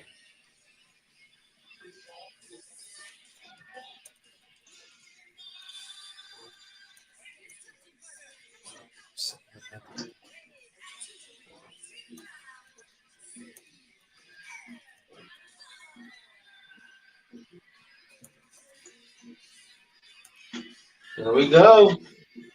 Yep. Main event. here we go for the main event, and here comes the CM Punk, the best in the And world. a nice shot of the sold out crowd in the Prudential Center. Exactly. The shout to Earl actually came in as well, giving it adds a little bit of that flair to that as well. He got lucky to see one of the favorites. He got lucky to see one of those favorite moments of Collision.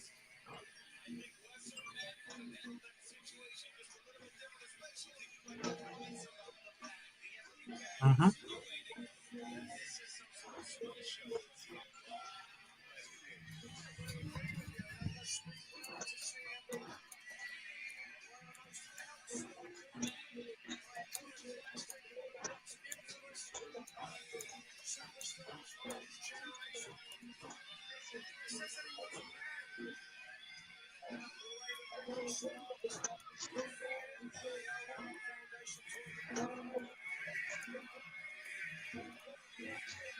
He looking at his opponent like you going to sleep, boy. Yep. Yep.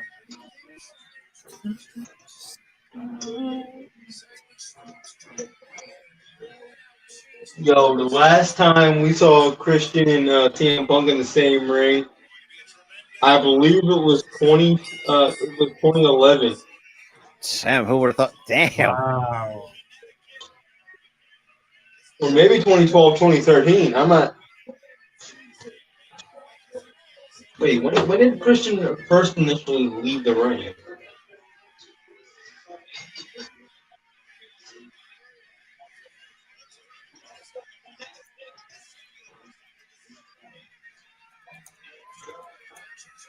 All right. All right, here we go now.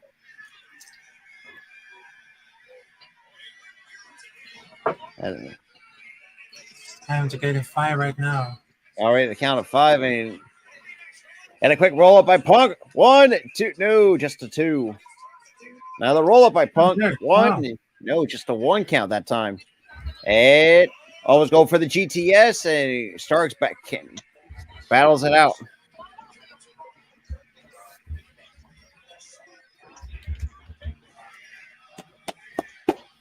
Oh my God. 1, 2. No, they just counted it so fast.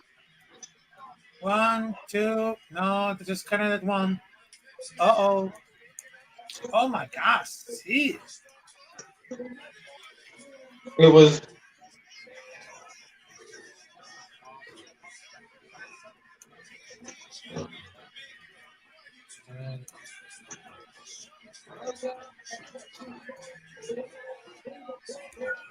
Right, let's see what they got. Uh-oh. A couple 10 punches to the forehead. look Already up to 6. Hey. And nice little hip toss.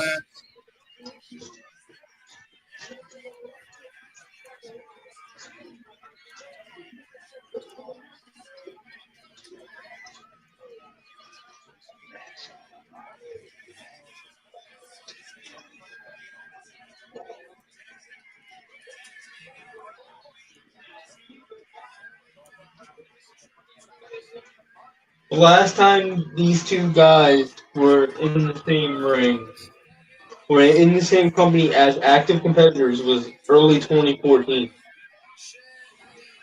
Because then Punk, of course, left, and then Christian would soon retire in 2014.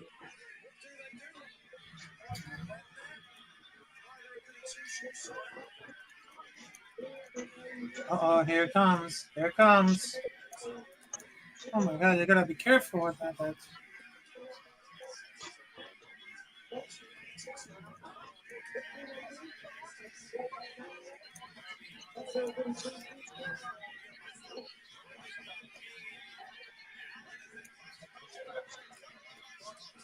And just a 2 by Darby Allin.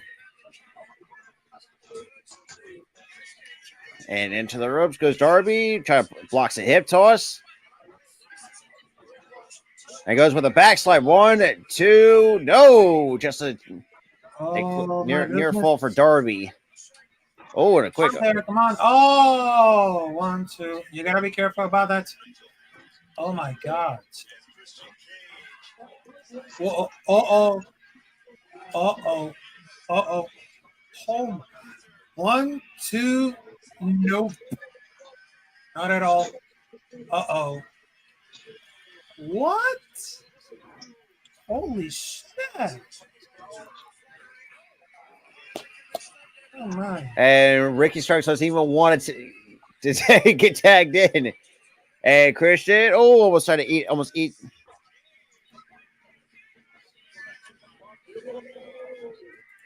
Yo, CM Punk just did freaking Ricky Starks freaking taunt. That was funny. That was pretty funny. Christian's fighting back. Oh, a lot.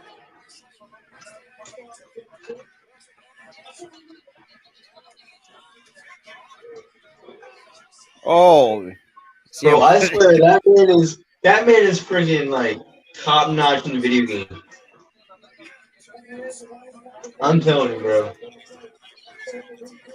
If you guys want to dominate in story mode, fight forever, use Ricky Starks. I'm just saying.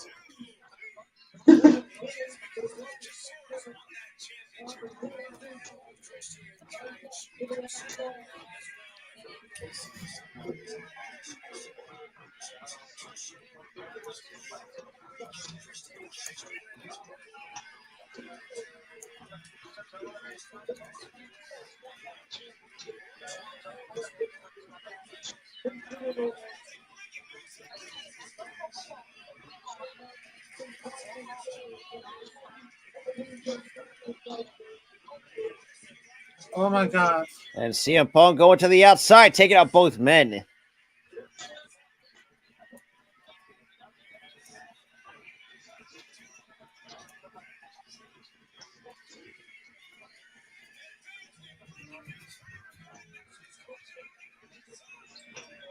That's the wrong pairing, fans.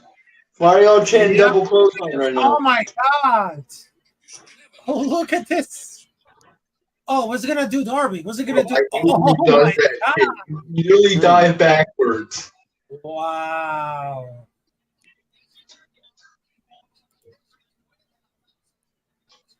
And Tyra, man, you should have seen all the clickbait bullshit going on with LA Knight in the wrestling news. What are they saying about this? Basically, say he has like a backstage problem. It's like, what?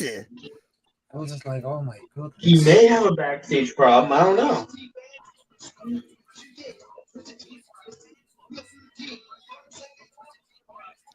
There's got to be a reason why his booking's been shit.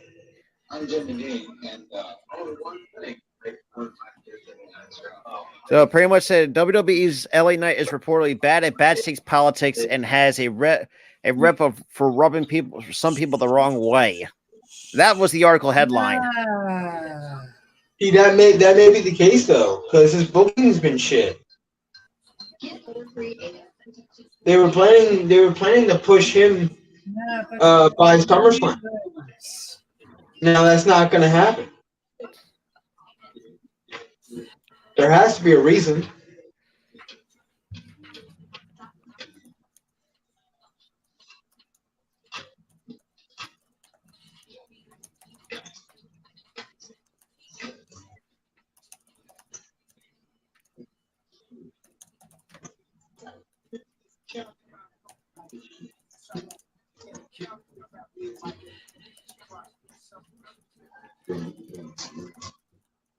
They're celebrating the 50 years.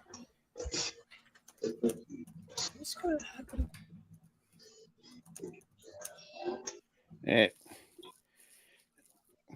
And a weird ass commercial by Gorgiano. Where the fuck this is? Yeah, well.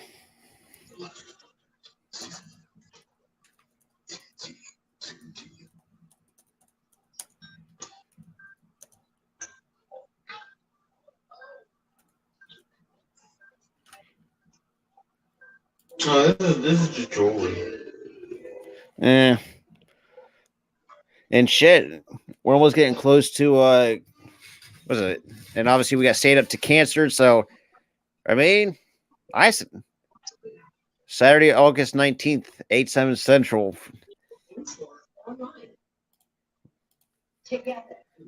Yeah, that's their annual telethon. Also, fuck cancer, by the way, too. I'm just gonna let that be known. Yeah, fuck that shit. And we are back from.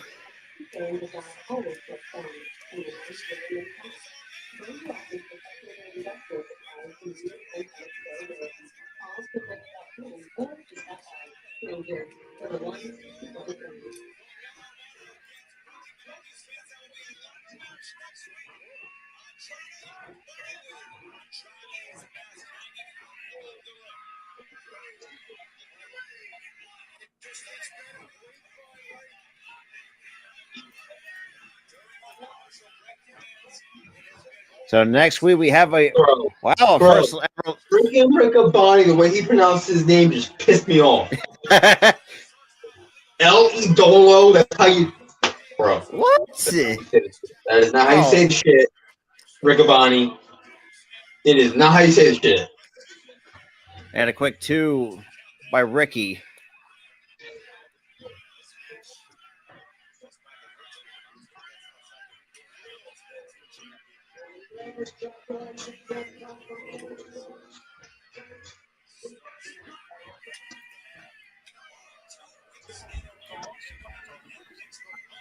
Oh man, that's staying with the guy. Uh-oh. And a quick and a roll up by Pug. 1, 2, no. Cheap shot. Another cheap shot. It's gonna be like a cheap shots party. Hold it up. Oh my god. Oh. 1, 2, nope. Not at all, not tomorrow. Uh-oh. Man, Ricky, you gotta be careful about that. And CM Punk too. Right. Oh, what does he do? Oh my god, what does he do? Oh my god. There you go. Uh-oh. Yep.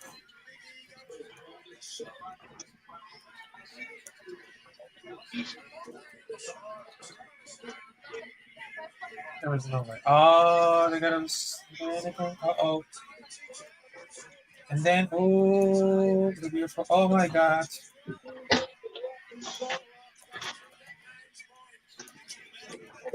Oh wait, who's up there? Who's up there? Oh, Scorpio. Scorpio Sky's up there. That's kind of interesting. Hulk is there. Oh, what's he Oh up there my for? god! Who's he going after? Also, he's watching up there. He won the best build to watching about the match. Okay, interesting. Who does he want to face? That's my biggest question. Yo, we're getting a lot of questions that need to be answered after this show ends. Yeah, pretty much. I don't know. Like, what the hell? You have Billy Gunn. It's, Is the retirement real? And then you have Scorpio Sky. Who the hell does he want to face? I have no idea. Oh, nice call, Red. 1, 2, no. And Oh speaking of my which, next week on Collision, we're going to have our ladder match. A ladder match? Yeah. Holy Oh shit. my Oh man! There's no way. Oh, 1, 2, nope. They just cut it out. They just cut it. Oh, Darby's about to fly! He dove right onto Ricky Stark. Ooh, right into Ricky. You gotta be careful about that, Darby. And then Yeah, that was a bad plan, Darby. That was a bad plan, man. Yep. that was a bad plan because That was a very bad plan, bro. Yeah, that was bad. Ooh. That's tough. Oh my god! Ooh. He basically dove into a wall. Yeah, a wall that is known as Luchasaurus. Like, whoop, dead instantly. Like, A leaping slap to the middle of the back. Like, yeah, Darby, that was a poor judgment, bro. You shouldn't have dove onto Luchasaurus. That was a poor judgment.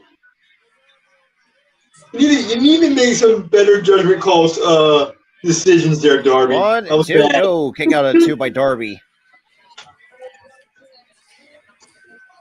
Ooh.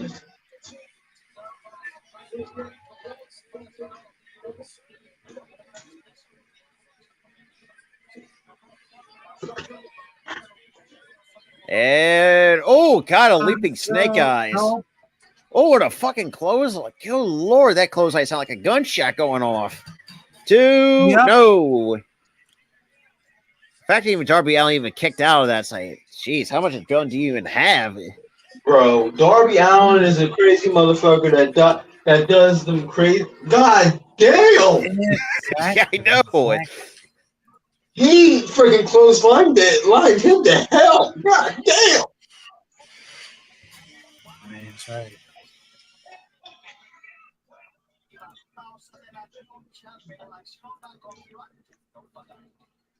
Holy shit! I think he died off of that clothesline. Yeah, or I think it's This man died twice. This man died twice in the span of like 5 minutes. And I think his head went like 7 rows up. Yeah, I think it flew over Earl's head. Earl, did you see a head flying over your head? If you did, that was Darby.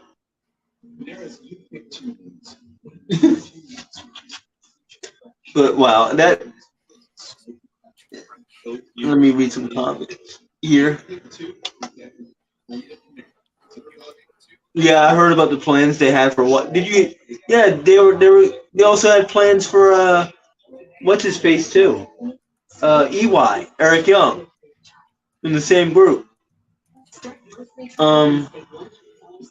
So yeah, it's like. So I have no and Sarah, what's your favorite Billy Gunn memory?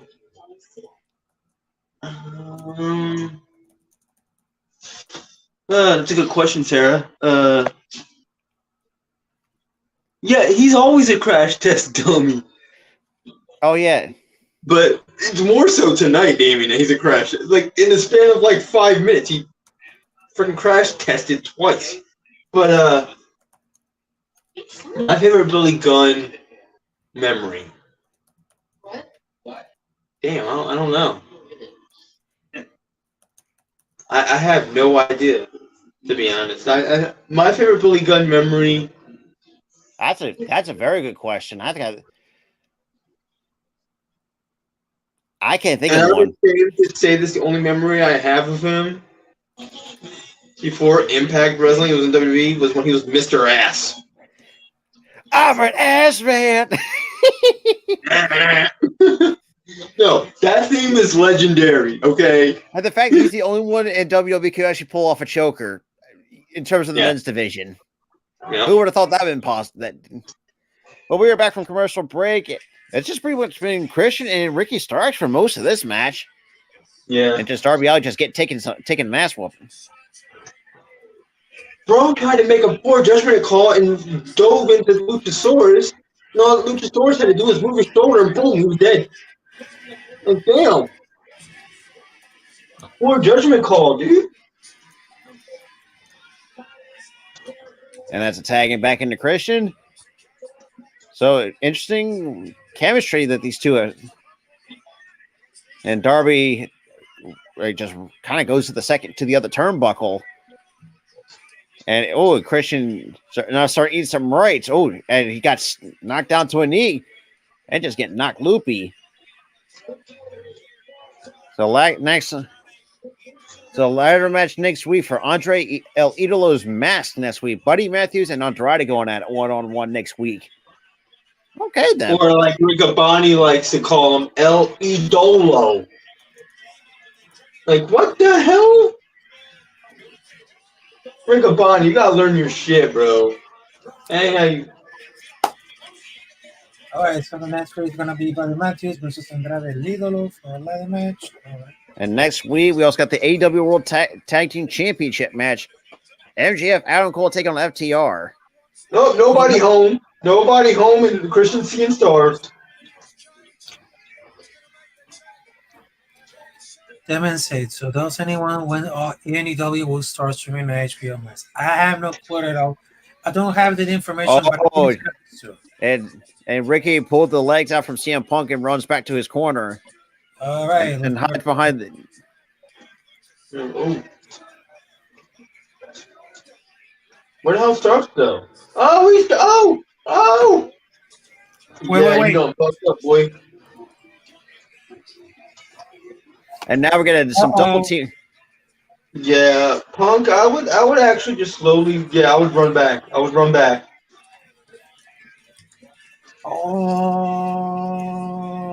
my goodness! Bitch, you gonna slap me? All right, I'm gonna come in here and fight. So now Ricky. That's when you punch that ref in the face, Punk, and go after Christian, bro. Oh, and a little miscommunication. Man. Nice. And tags into CM Punk. Now we're going to get Ricky Starks and CM Punk 101. Now he gets a right to Christian. And a little quick slam. And Christian gets one. And a drop kick. And another one. He tags him in. And a cartwheel. What the hell did he? I gotta see this. I'm not even there yet. I'm like still well behind you. Oh my god! A couple knee strikes. What the? Oh, and here's another one to Ricky Starks. Oh my goodness! Oh, a bulldog clothesline combination by CM Punk. Yeah, Punk, you're a cruiserweight. You just did a cartwheel. For some reason, my brain was telling me he took a little bit of. They took a bit of a shot of when Randy Orton broke character that way. Oh, no, I don't think it's a shot. I think it's more of like a ha funny joke. And a cover by Punk 1 and 2. I don't really think he has any bad blood towards Randy. I think that was more. I think it was just poking fun at it. It's just something that you could just laugh at now. Because I mean, shit, I was fucking. It wasn't really. It was funny. Even Randy thought it was funny when he did that. And a nice crossbar. Oh, nice crossbar reversal. 1, 2. No, kick out of 2 by CM Punk. I think that whole mimic Randy thing. I think that was just for laugh. It wasn't a dig. And Christian's going to the top. Oh, we rolled him. Oh my Oh, god! we almost won. 1, 2, no. Oh, Oh man! and Christian took too much time. CM Punk going to the top. He took And anything Avalanche back body drop to the floor, to the mat. And we're gonna go. And did you notice that callback, Rob? Yeah. That was Money in the Bank 2011. That callback. When And he blew his fist. That was a nice callback by Punk. Oh no, just a 2.5. Good lord, wow! that just. Oh my goodness! And CM Punk couldn't believe it.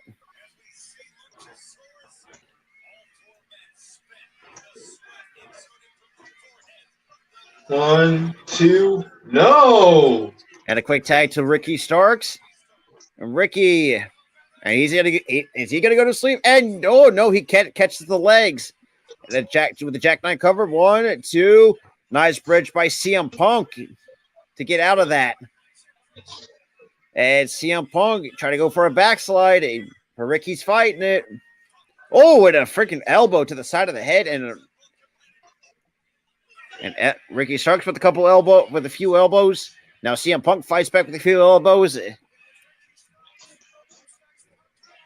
a couple rights. And a roundhouse kick dropped. And CM Punk, CM Punk is spent.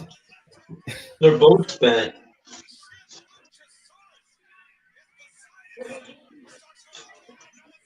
I mean, we'd be spent too if we had to work a 30-minute match. Oh, try a nice version from that spear by Darby. Ooh! Oh my goodness! And Ricky somehow managed to catch this. Rochambeau hits. 1, now 2. No, kick out at 2 by Darby Allin. Now it's essentially a handicap. Darby, you crazy motherfucker. Kicks out at 2 out of the Rochambeau. Up. No, a 2 count. And so both men to the top. Wow. That move usually puts people away. Wow. Oh, we got a delayed Oh vertical. my Darby. Oh my god. Inverted neck breaker from the top. man! Jesus. Cover 1, 2, and Christian breaks up the count. And Christian on the shoulders. Oh, he breaks the ice. CM Punk. Oh my god! And CM Punk gets tossed out to the floor. Yeah. And CM Punk. Oh, And GTS go to sleep goes to Christian Cage. Oh man! And time for the coffin drop. Oh, and Luchasaurus gets involved. Oh yes, that's right. There we go for Rochambeau part 2. No. Little jackknife cover. 1, 2. No, cover. Wait, Oh Ricky. my 1, God. 2, 3. He held the rope. Uh-oh, you gotta be careful. Oh my god, you gotta be careful, Darby. Oh man. So Oh, that's 2 weeks in a row that Ricky Starks has stolen a victory on Collision. All right, 1, 2. Wow, he grabbed at the ropes again. Again? I mean, oh my god. Again, man. We just see, look at another deja vu after the last episode of Collation. Yep. Wow. So he cheats again. I'm pretty sure this is gonna be like between. Why don't I'm pretty sure. So that's 2 weeks now. You had Ricky Starks, who right now I think is a vase. I mean, the last 2 weeks he pulled off a couple of heel tactics. No, he's not a face; he's a heel. And next week we got the trios match. AAA Mega Champion El Hijo de Vikingo. Boy, we're going to see some high flying action there. And we get a long time ladder match for El Andrade's mask between Buddy Matthews and Andrade. going at it one-on-one in the ladder match.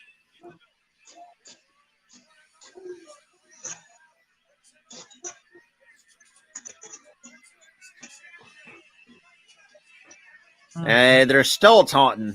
Again, that is not how you pronounce his last name. Oh my God. That irritated me.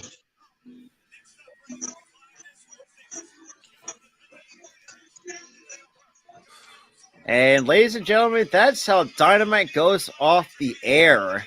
Collision, not Dynamite. Or Collusion. Holy shit. But yeah.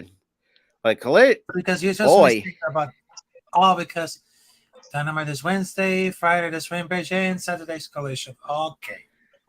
Right now we just got it.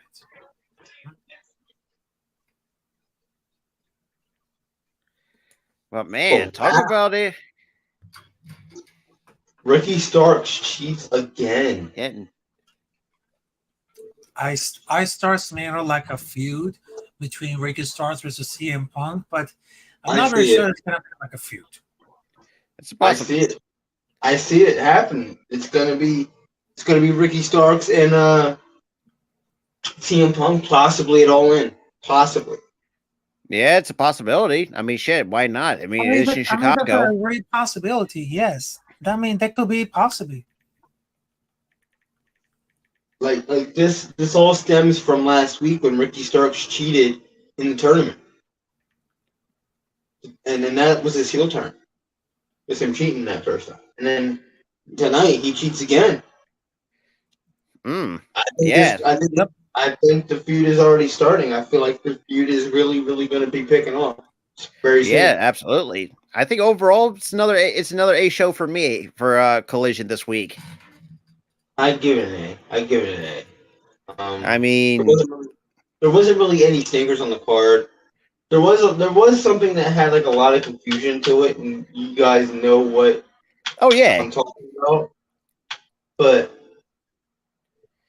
other than that, like, there really hasn't been a stinker. No, I mean, but this show does end with a couple question marks. It makes you think. And it makes you think.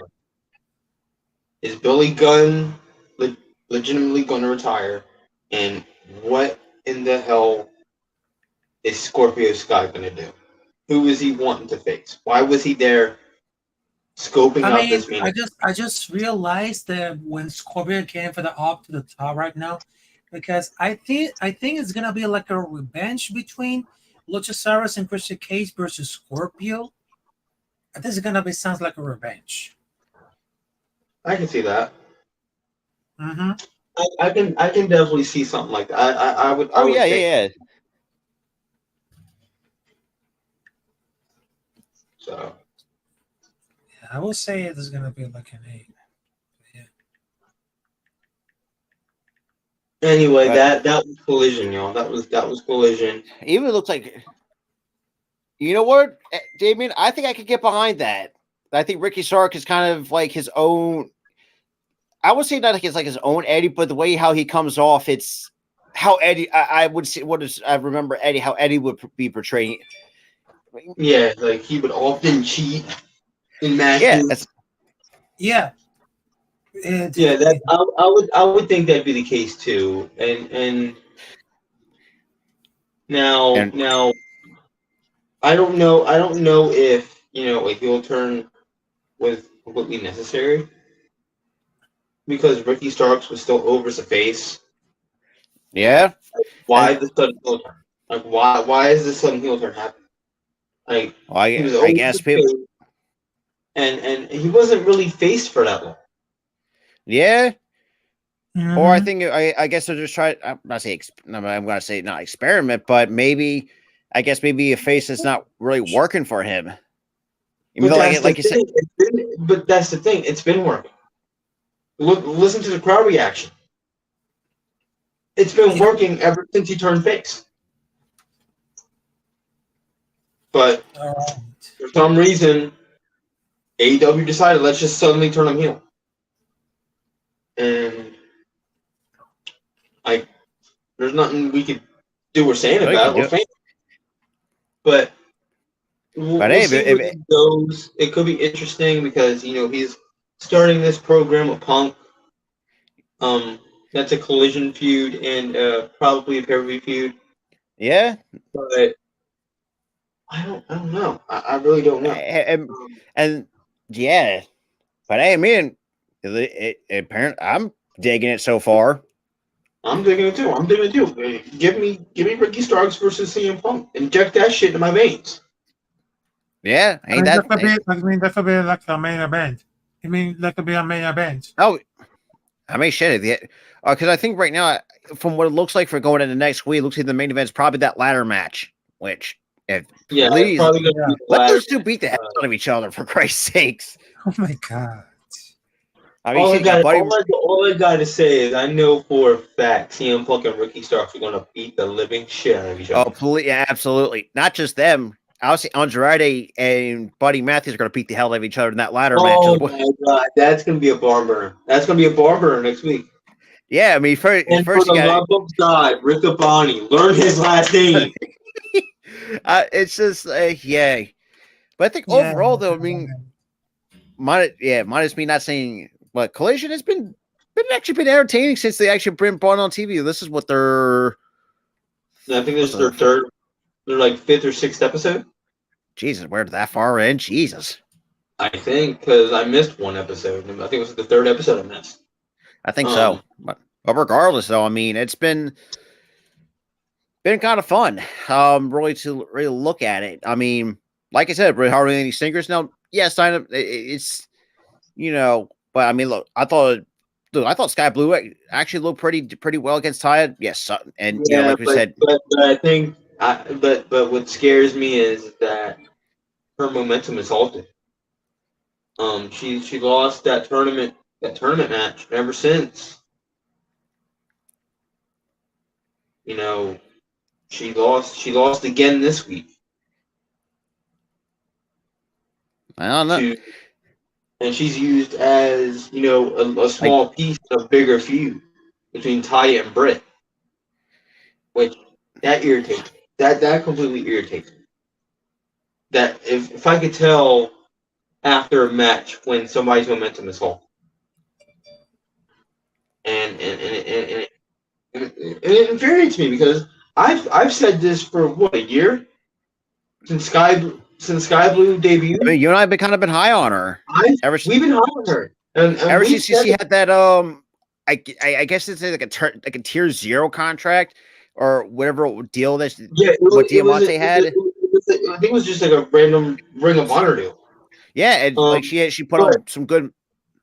But here's the thing: she was on Dynamite a few times early on. Yeah, exactly. Mm-hmm. They were losing efforts, but she looked so impressive in that ring that we had no choice but to be high on her.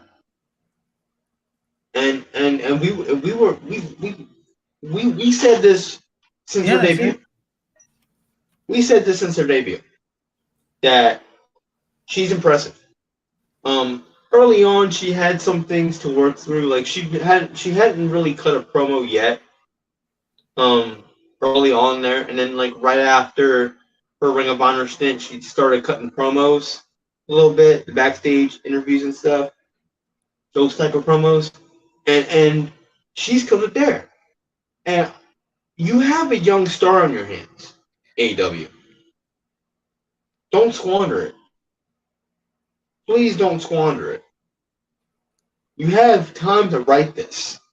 She only lost that tournament match and that match to Ty Valkyrie tonight.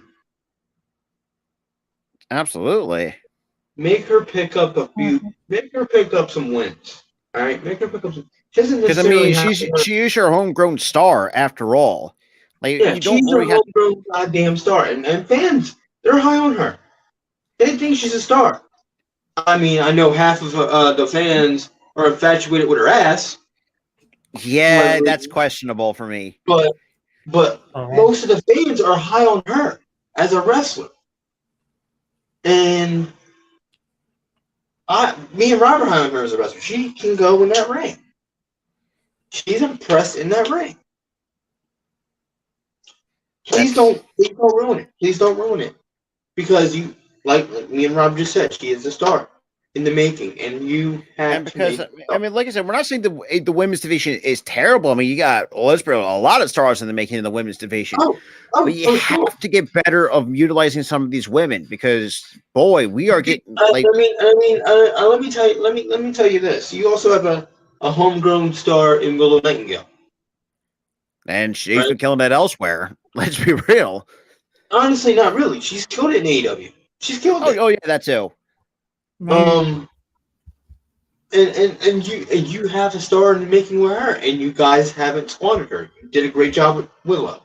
And I'm she happy you fucking did killed that against for her. and she's put on some really good matches against Athena during her time. I mean, let's be Ring of Honor, but kind of Oh, she had a banger match this past weekend with Willow. Albeit it was a losing effort, but she had a banger match with her at Death Before Dishonor. yeah, absolutely. But with Sky Blue, please push her. You are Push her like you're pushing Willow. She doesn't necessarily have to win a title yet.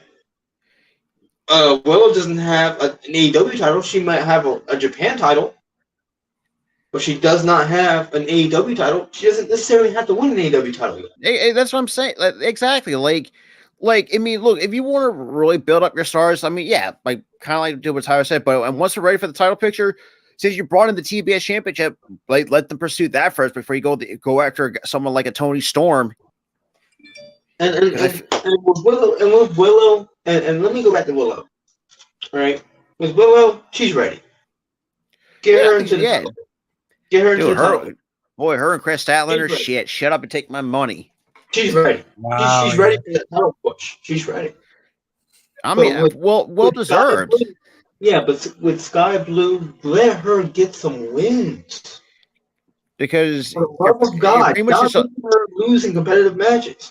Because I mean, you're pretty much like almost like treating her like an afterthought. She's basically what Ruby Soho was in WWE. Yeah, that's I figured that comparison was going to get constantly. She's just there. You need to book her in a better fashion. Have her win some matches on TV. I agree, Tyler. I 100% agree with you on that because it's like, yes, I know there's a lot of things that, like we said, you know, she was when you first looked at Sky Blue, it's like, man, she is in terms of raw talent of what she have. And the thing is, when we looked at her, yeah, she had some things to work around, but we saw it. We saw that potential. She's got something here. And she's grown ever since her debut. I mean, shit. She's grown. Push her, please. You don't have to give her a title. Just give her some wins. I mean, shit. How about another one? You could throw in that kind of the same in a way the same conversation, but not really. But like a Jamie Hayter, for how many times we've been getting on her ass to get better. Yeah, we were on her ass for a good, probably for what, 3 months. 3 months before we seen. She was green as hell. She was green as hell when she started. Earl was putting green as goose shit. Yeah, exactly. She was green. She could not wrestle worth a damn. All she could do was cut a promo. But she got better. I mean, fantastic. She got better. She got over, and she became a champion because of it. And I feel like that's why I feel like that's kind of what's holding Sky back. Like, it's her getting over with the fans. Little bit, anyways. I feel like that's what is kind of. Honestly, no, because she is over with fans. She's over. Fans love Sky Blue. We've said this already, man. The fans love her. And some, they only like her assets. But whatever. Well, tell that to Kyle Fletcher anyway, so I'm just saying. If you say that to Kyle Fletcher's face, he'd probably punch you in your face. He will give you an Aussie beatdown. Oh yeah, you know how Aussies are, man. They fight hard, bro. Oh, you don't want to mess with Aussie. For who's his fucking tag team partner again? I can't think of his name right now. I'm really drawing a blank right now. I'm looking this shit up. I forgot. I know Kyle Fletcher. I don't know the other guy. So you got Kyle Fletcher and somebody else. I can't think of it. Hold on. You mean Carl Fletcher? Oh my gosh. Mark Davis. Mark Davis. Oh, had- But Kyle Fletcher's the one that's been used prominently because of Mark Davis's injury. But that's why Kyle Fletcher's become a household name that we know his name. oh, I thought Exactly. it was a. Like, Now I wait don't till know who- now wait If till you Kyle told Fletcher me- gets, or not Kyle Fletcher. if you Wait till told get me, Mark oh, Davis. if you told me, oh, Mark Davis is wrestling, who? Exactly, Who the hell's Mark Davis? because you really won't see him as much. But when you think of Aussie Open, that's who you really think much because Yeah, Hey, when you hear Aussie Open, you immediately think of Kyle Fletcher. You don't think of Mark Davis. No, I think. I mean, no disrespect to Mark Davis. It's just like, yeah, he just unfortunately got the injury bug. You know, Yeah, he got the injury bug, and he's not a household name like his buddy. Like that's but that's just the case. hey, shit. Well, once he gets healthy, man, I can, push that tag team to the freaking moon. But that being said, like I said, Collision has been another solid show. It's been actually been entertaining so far the last handful of weeks with Collision. Now, yes, I know they had like a few.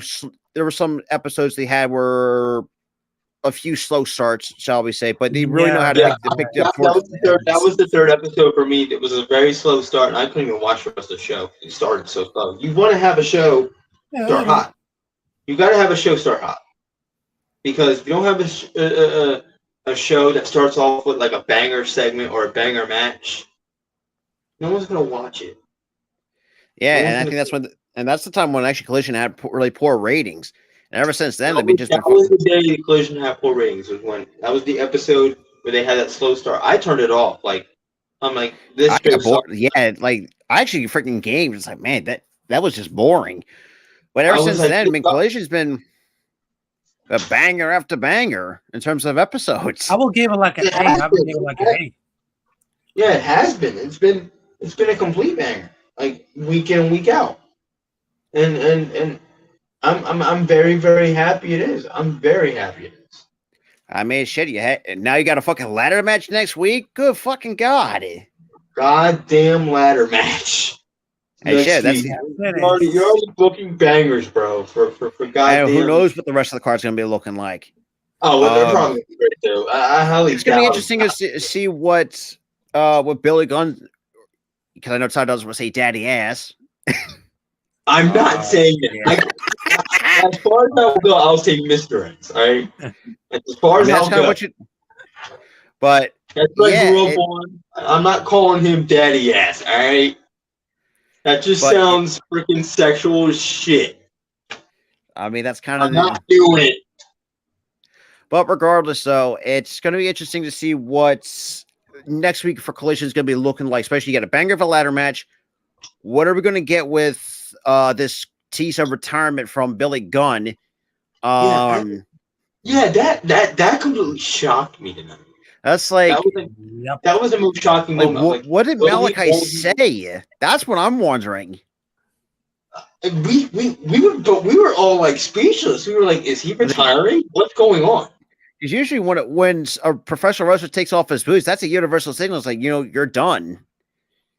Yeah, and you can see and before it even happened, he sat there, and then Malachi came up and whispered something in his ear, patted him on the or actually gave him a hug, and then walked off. I forgot to miss that. I forgot that. He said something in his ear, gave him a hug, and walked off. So with that, I'm starting to think maybe Malachi broke character, and this is a legit retirement. Yeah, you know what? That's a good point because I mean, think about it. That could be the case because Malachi, you saw it on screen. He broke character. He's supposed to be a heel. He's not supposed to like his opponent. And he broke character, said something in Billy Gunn's ear, and gave him a hug. And that's gonna be very interesting for. Yeah, it's gonna be very interesting, and that's gonna be an interesting topic of discussion come Thursday for the next It's Real to Me podcast episode. Because we're definitely going to cover that next week, and we'll talk about it. But I don't think if it's announced that he's going to have a retirement speech, I don't think I'm going to be emotionally okay. I think not anybody who watched the Attitude Era is going to be I'm not, emotionally okay. or the early Or days the of Ruthless Aggression. aggression era when he was there. I don't think I'm going to be emotionally okay. All right. You might see me get a little choked up talking about Billy Gunn. Oh yeah, that's what. Yeah, I actually kind of said, they're still taunting him when he tried to do like a little strut, was still strutting down the edge of the ramp as Ricky was doing it before the cameras cut to black, Wait, did you see it? Wait, did you see it at the end of the show? What? where Ricky Starks and Christian were still taunting Darby Allin and CM Punk, and Ricky was still doing the strut. I liked how he awkwardly he like Ricky was just awkwardly standing there. He was like, I don't know what to do. And then he goes, he just cheeses and puts his arms up. I don't know, man. He didn't even know what to do in that moment. But yeah, it's going to be interesting. It was hilarious, but it also showed Ricky Starks' humor. Yeah, that's a good point. Well, like we said, next week for Collision, there's going to be interesting, for an interesting recap from this past Collision, and we're going to see what does Tony Khan have planned for next week. That remains to be seen. You got right now, currently, as it stands, is a banger ladder match for Andrade's mask between Buddy Matthews and Andrade. Obviously, jokingly wise, probably Buddy Matthews is still seeing red after, I'm telling you, half of his rage tonight had to come from that video that Rhea put out saying she's screwing somebody else. But I think overall, like we said, it's been a very good show, but there's been some, as it makes your head scratch, like, what? Like, if you take it, like we said, that Billy Gunn thing, it's like, yeah, that's legit what we said. Like, I think it was in unison or somebody said it first. I was like, no, I think it would have been me. It was you. You're like, what? And then I see it happen. I'm like, what just happened? He's taking off his boots. He's crying. He claims confused.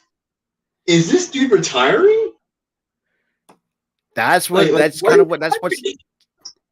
Because it's like I said before in the stream. He is pushing 60. Like, he's not the kind of guy that can go long term like he used to. Yeah, he's no spring chicken anymore. And I saw it in this match. I saw it in the middle of the match. He is moving a considerably slower. Yeah, his body can't hold up like it used to. His body is starting to be on the decline because and I know this is kind of not like the in a way to be the same thing. Even John Cena himself like said it too. Like, his body can't hold up to keeping up with the younger stars. And you can see it in his matches too. He's moving considerably slower. Yeah, and boy, it's why he went Hollywood the way he did, and he does one match a year.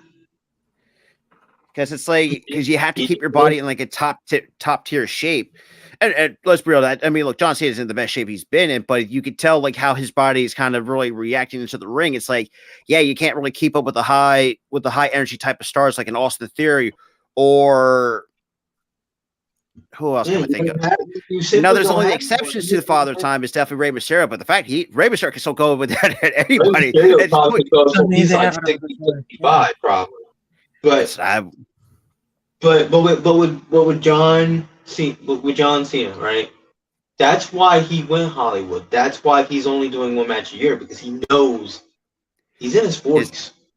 Yeah, he's been doing this for over 20 years, which is fucking crazy. He had been in the business for over 20 years.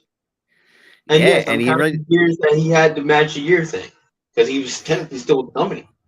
But if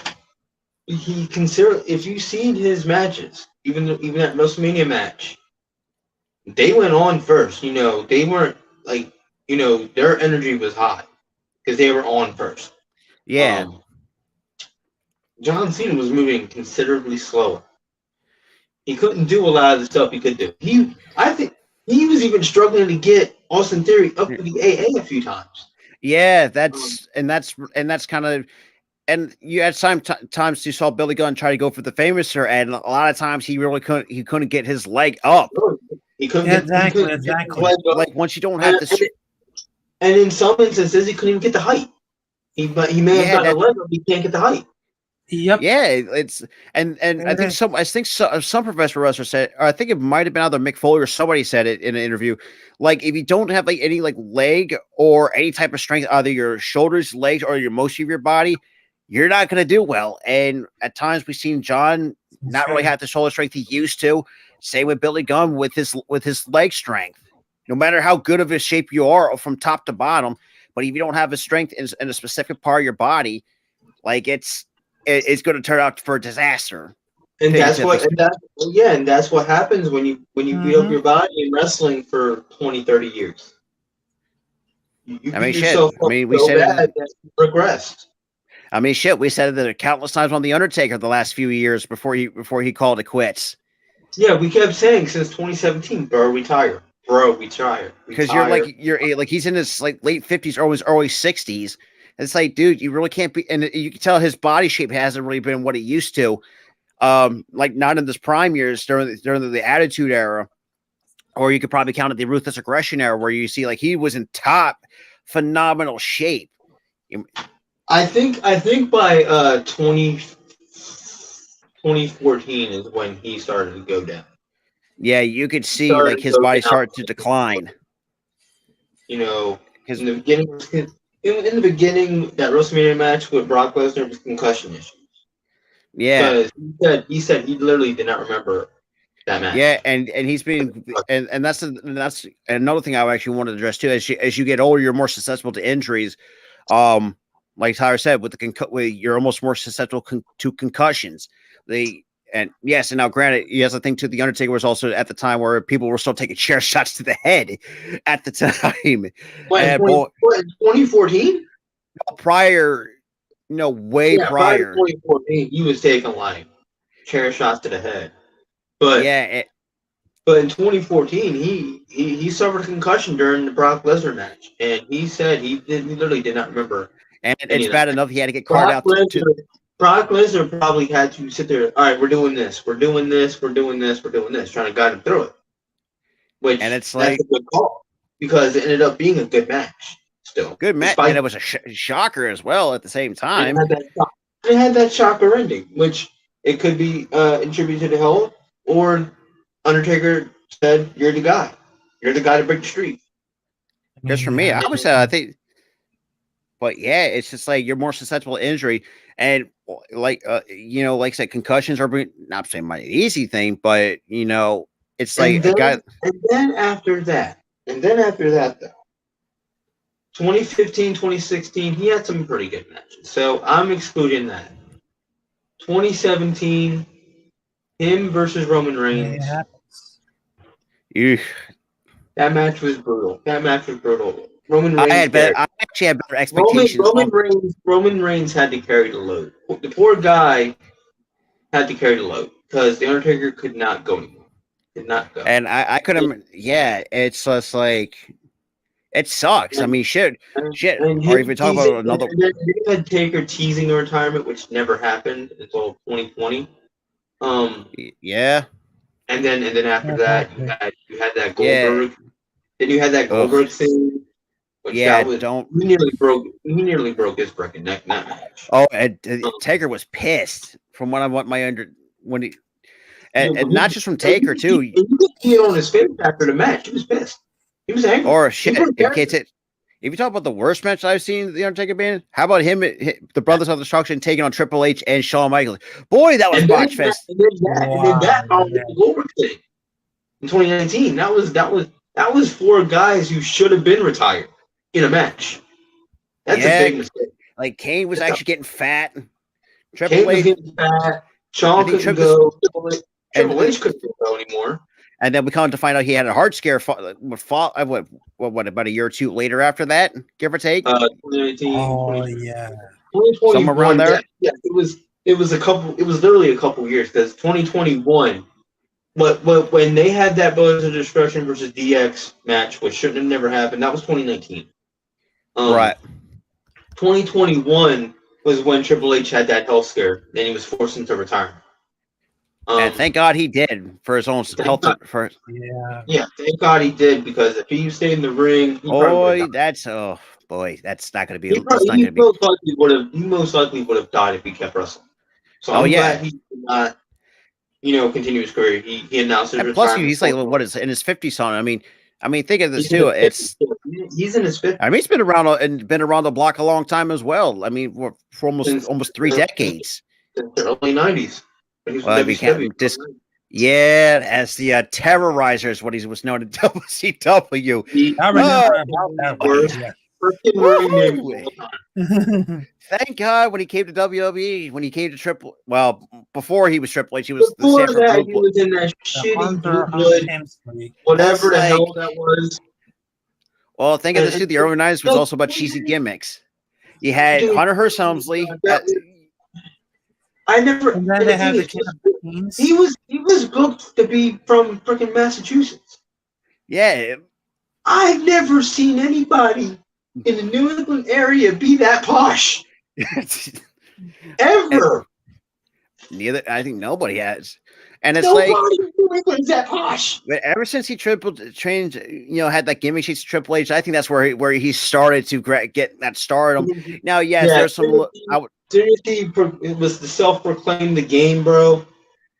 Yeah, that was Rocket. pretty much it. That Now, was yes, it. there were some issues that people had with him at the time, where he was we thought Cesaro was a backseat a bad manipulator. Triple H was notoriously known for that, like, intent buried talent left and right. Until was it 2005 where he finally said, "You know what? Screw it." And Batista was kind of born at. Think about it. By 2005, he kind of, woke up and said, "Look, I gotta put people over." I can't be the selfish prick I was. I can't be the selfish prick I was since 99, since 98, 99. I can't be that. Yeah, during the Reign of Terror, that was kind of concerning. From 2002 to 2005. Damn, Dude, he made some new stars in that time frame. I will have to give Triple H. The worst title defense ever. I am still going to say this. The worst title defense was against Booker T at WrestleMania 19. Yeah, can we just move on from that? That was terrible. Dude, the freaking storyline called for freaking Booker T to goddamn win. And you booked Triple H as a goddamn racist, and you had the racist win. Yeah, that was terrible. Oh yeah, I know about that. And not just that too. Remember what he said in the promo about you people? I say, yeah, that's just even worse in its own right. And then in that bathroom scene where he threw money at Booker T, fixed the toilet. It's like basically, he basically called Booker T a slave. This is basically what the 90s. If this were to take place in the 90s, this would have been okay in the 90s. This was in what 2002, 2003, somewhere around there. But no, 2002, it was okay. If they did this shit now, woo-hoo! Oh hell no! Yeah. You'll be up to your neck in hot water, basically. Bro. Oh, Topple being canceled, but WWE would have been shit canned by networks. They would not be on TV. Peacock would have rescinded the deal. Think of the amount of money that would have lost. They would have lost billions after that. Yeah, and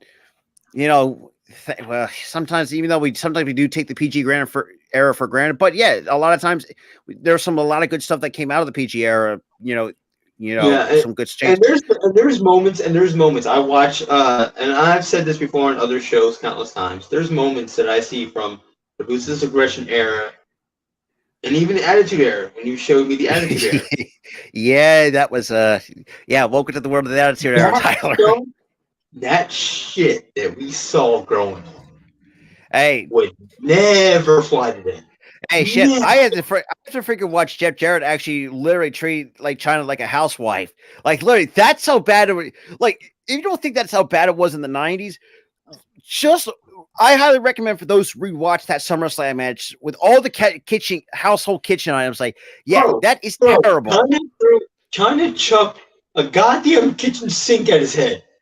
Well, that's taking the phrase "throwing the kitchen sink at somebody." Literally, she took that serious. Literally, yeah. She grabbed this son bitch, put it over her head, threw that at his head. I'm like, shit. Here's another a terrible moment that won't fly.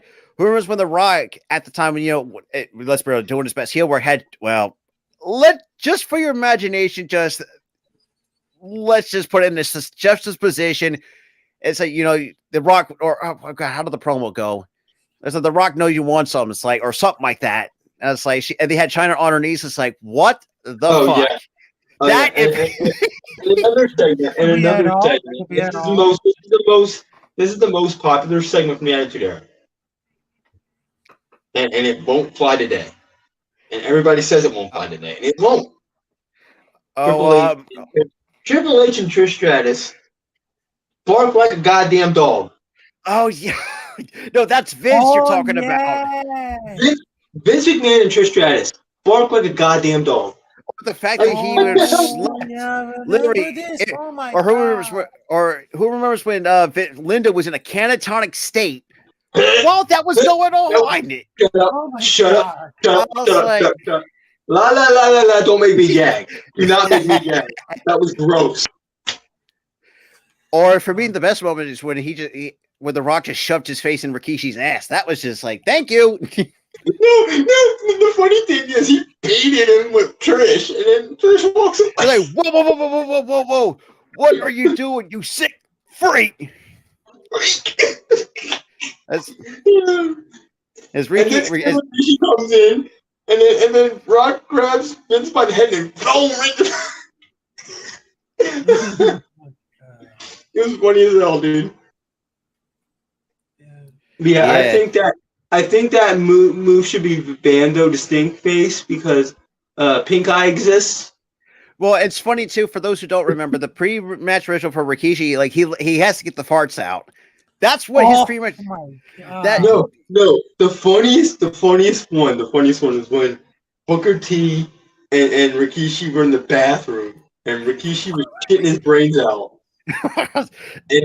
and all Booker T was doing, and all Booker T was doing was washing his hands, right?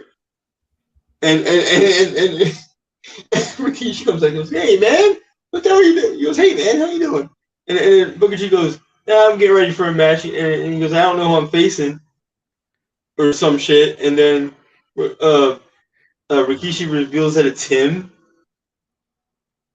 And Booker T gets petrified over it because he just heard him taking a shit. Or remember when the Big Show got locked in the bathroom stall without any toilet paper? Oh yeah, because Eddie Guerrero was feeding him burritos.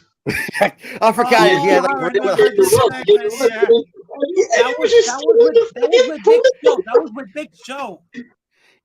And then the next week, freaking Eddie Guerrero sprays Big Show with the sewer. Oh, but yeah, with the sewage truck. Good Lord. Thank you. Hey, like I always say this too. Thank God for smell-o-vision will never be invented. If that was invented back then, boy. To be honest, bro, it didn't smell. It was probably freaking chocolate pudding or some shit, chocolate milk or something. But but dude, that was the funniest shit. Hey, look, I would say, WWE, yes, they had some dark moments, but yeah, they had some of the hilarious moments. Like we said, with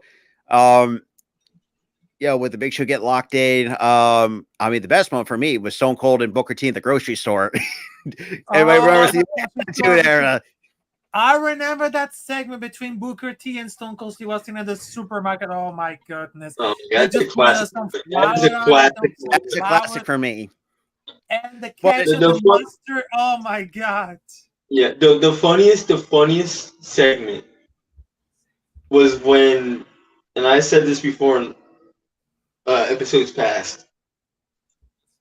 It was when Rock and Jericho were just straight roasting Stephanie the entire goddamn time. Oh, Stephanie was no longer safe on the edge of the mic. Oh. Bro, dude, they were straight up roasting her for having a boob job. Straight up roasting her.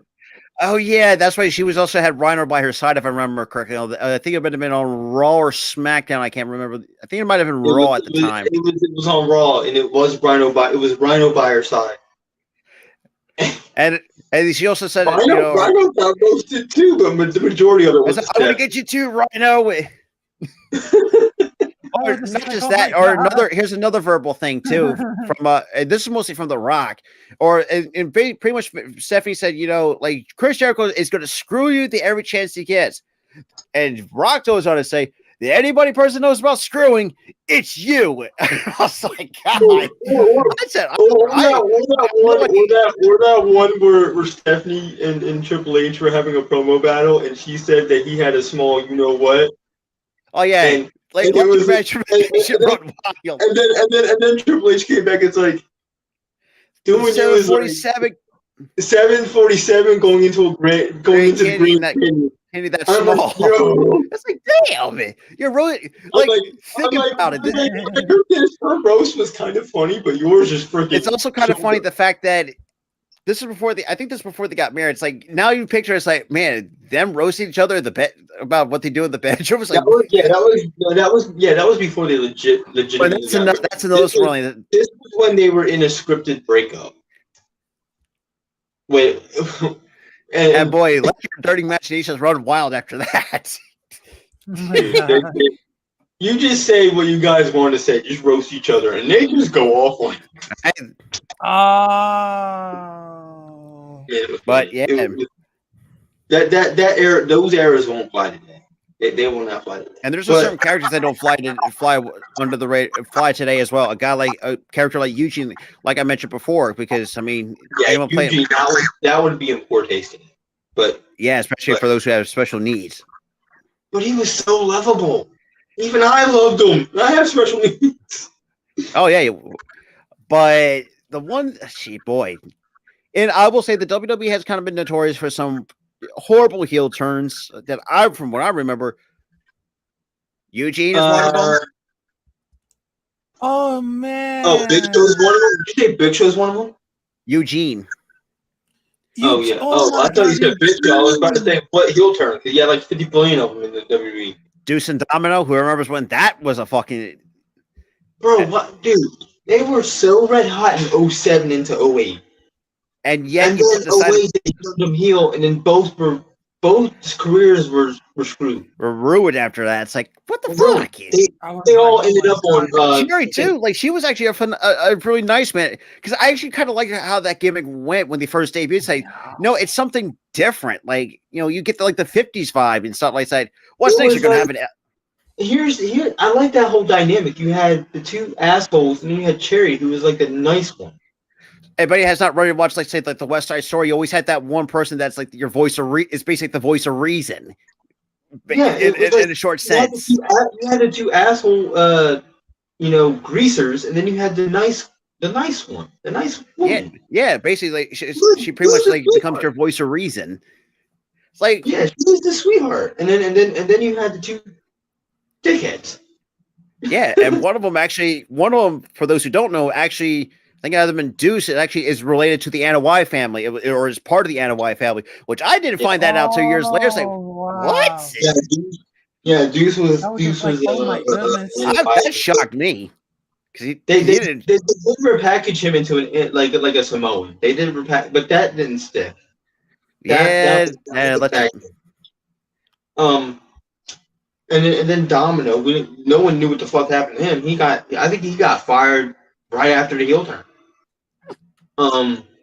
But and then Cherry, she was stuck on Superstars. She was not even used on TV until she got fired.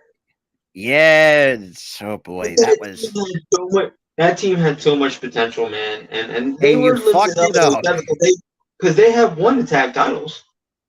Yeah, they were. So I think the tag champs before that stupid heel turn, I think by Deuce or Domino or one of the. Yeah, that was like in 08. That was 08 when that stupid heel turn happened. That was like right after they had lost the titles. And then the turn happened and nothing came out of it. Because that was the first heel turn that went wrong with the tag team. And then another team that had potential got completely ruined. Enzo and Cass. Yeah, you know what? Completely ruined. First of all, there was no reason for a big Cass heel turn. And to be honest, and look, I know Enzo from what we've been hearing about him in the backstage area. Yes, he could be a complete jerk. But the dude was a phenomenal mouthpiece for Big Cass because who, let's be real, can't cut a promo worth to save his goddamn life back then. Oh, he sounded like he sounded like he had no emotion. He couldn't even act. Like you could hear him like stumbling over his words and stuff. It's like, boy, this is not gonna go well. He was stumbling over his words. He couldn't act for shit. Freaking dude, Enzo had the damn promo skills, but he couldn't wrestle for shit. Like, and that's what I liked about that team because you got one thing that it's you counterbalance with each other. You had that counterbalance with this team. You had the promo skills with Enzo, and you had the wrestling skills with Vance. That's a match made in heaven right there. That's a match made in heaven.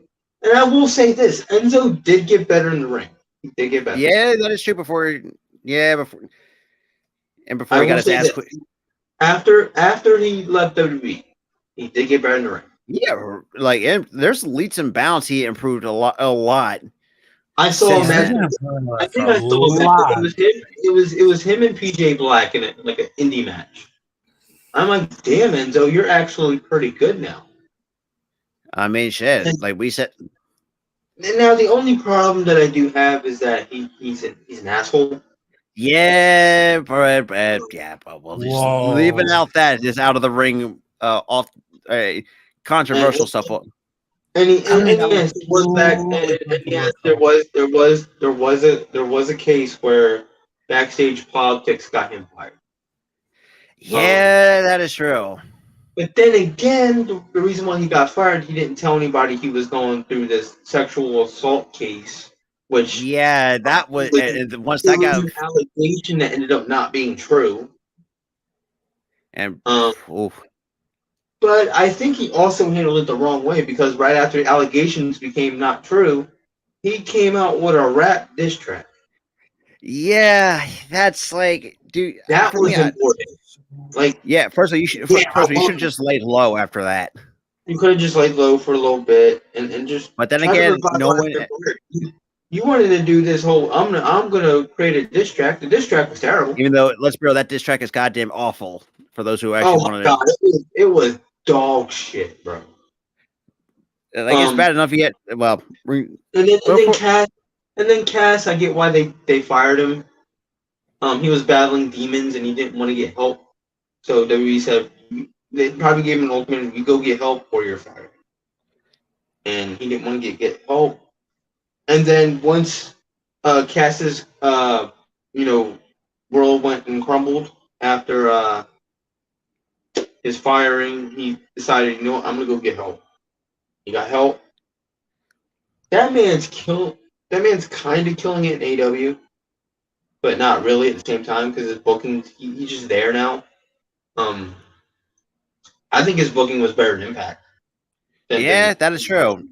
To be honest, I think whenever his contracts, I say go back to Impact when you have the chance. Honestly, yeah, when his contract's up, he needs to go back to Impact. They do need more big men because outside of Moose, like who else do you got? I mean, I don't think Black Truth is still. And you also got Bully Ray, who's a big man. That's it. Right. That's it. They definitely are needed and more big men. I mean, that's not saying that's a bad thing, but I mean, really could. I mean, Impact is not. Let's be real, it's not what it once was. I think Impact is starting to get there.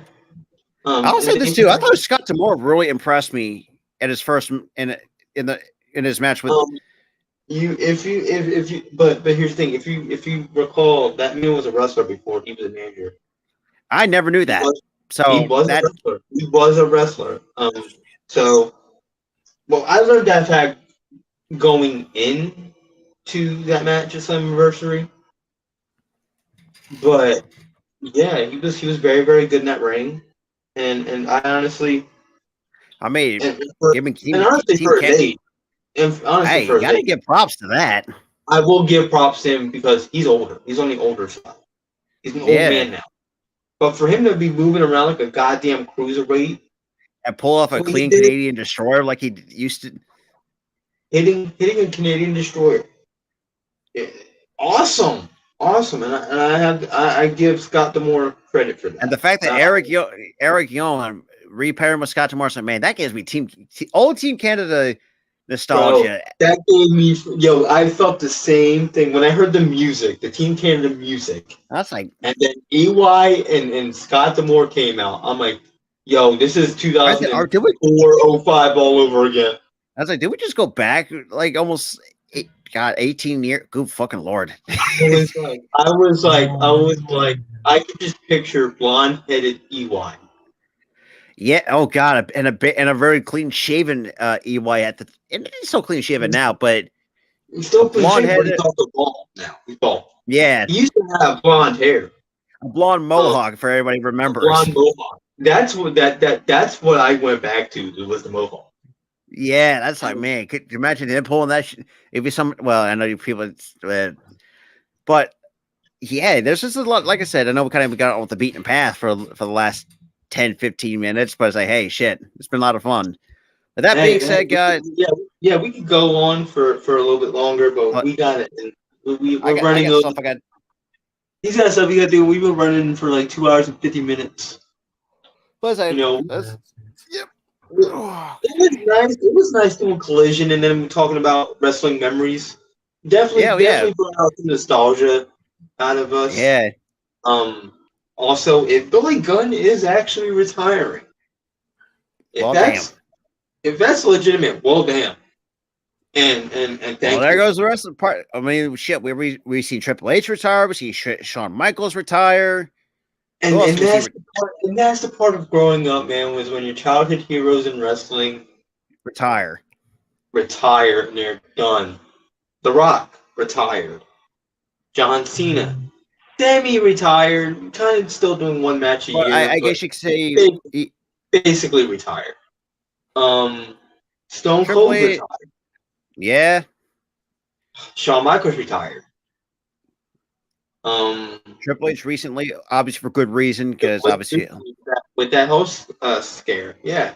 I mean, the Undertaker, even though that's probably wasn't easy. And definitely, I legit, when he came and announced his retirement at Survivor Series, I was a fucking mess. Dude, you were broken. Cried. You were one broke. You were one broken man. I freaking broke, bro. I broke. But I legit sobbed the entire damn ceremony. And obviously, let's be real, well-deserved Hall of Famer at that. The dude spent 3 decades just with the WWE alone. And that Hall of Fame gave me chills though, because it was like they wouldn't even let the guy speak for a good 20 minutes. Because I mean, he's an all-time great. Let's see him for what it is. They were showering him with love for like 20 minutes. I mean, the dude, you can also go by the Dead Man, the American Badass. I mean, the dude pulled off some gimmicks that you never would have thought, especially the American Badass, because I was very skeptical. Like, how well is that going to get really over with fans? But man, he pull that.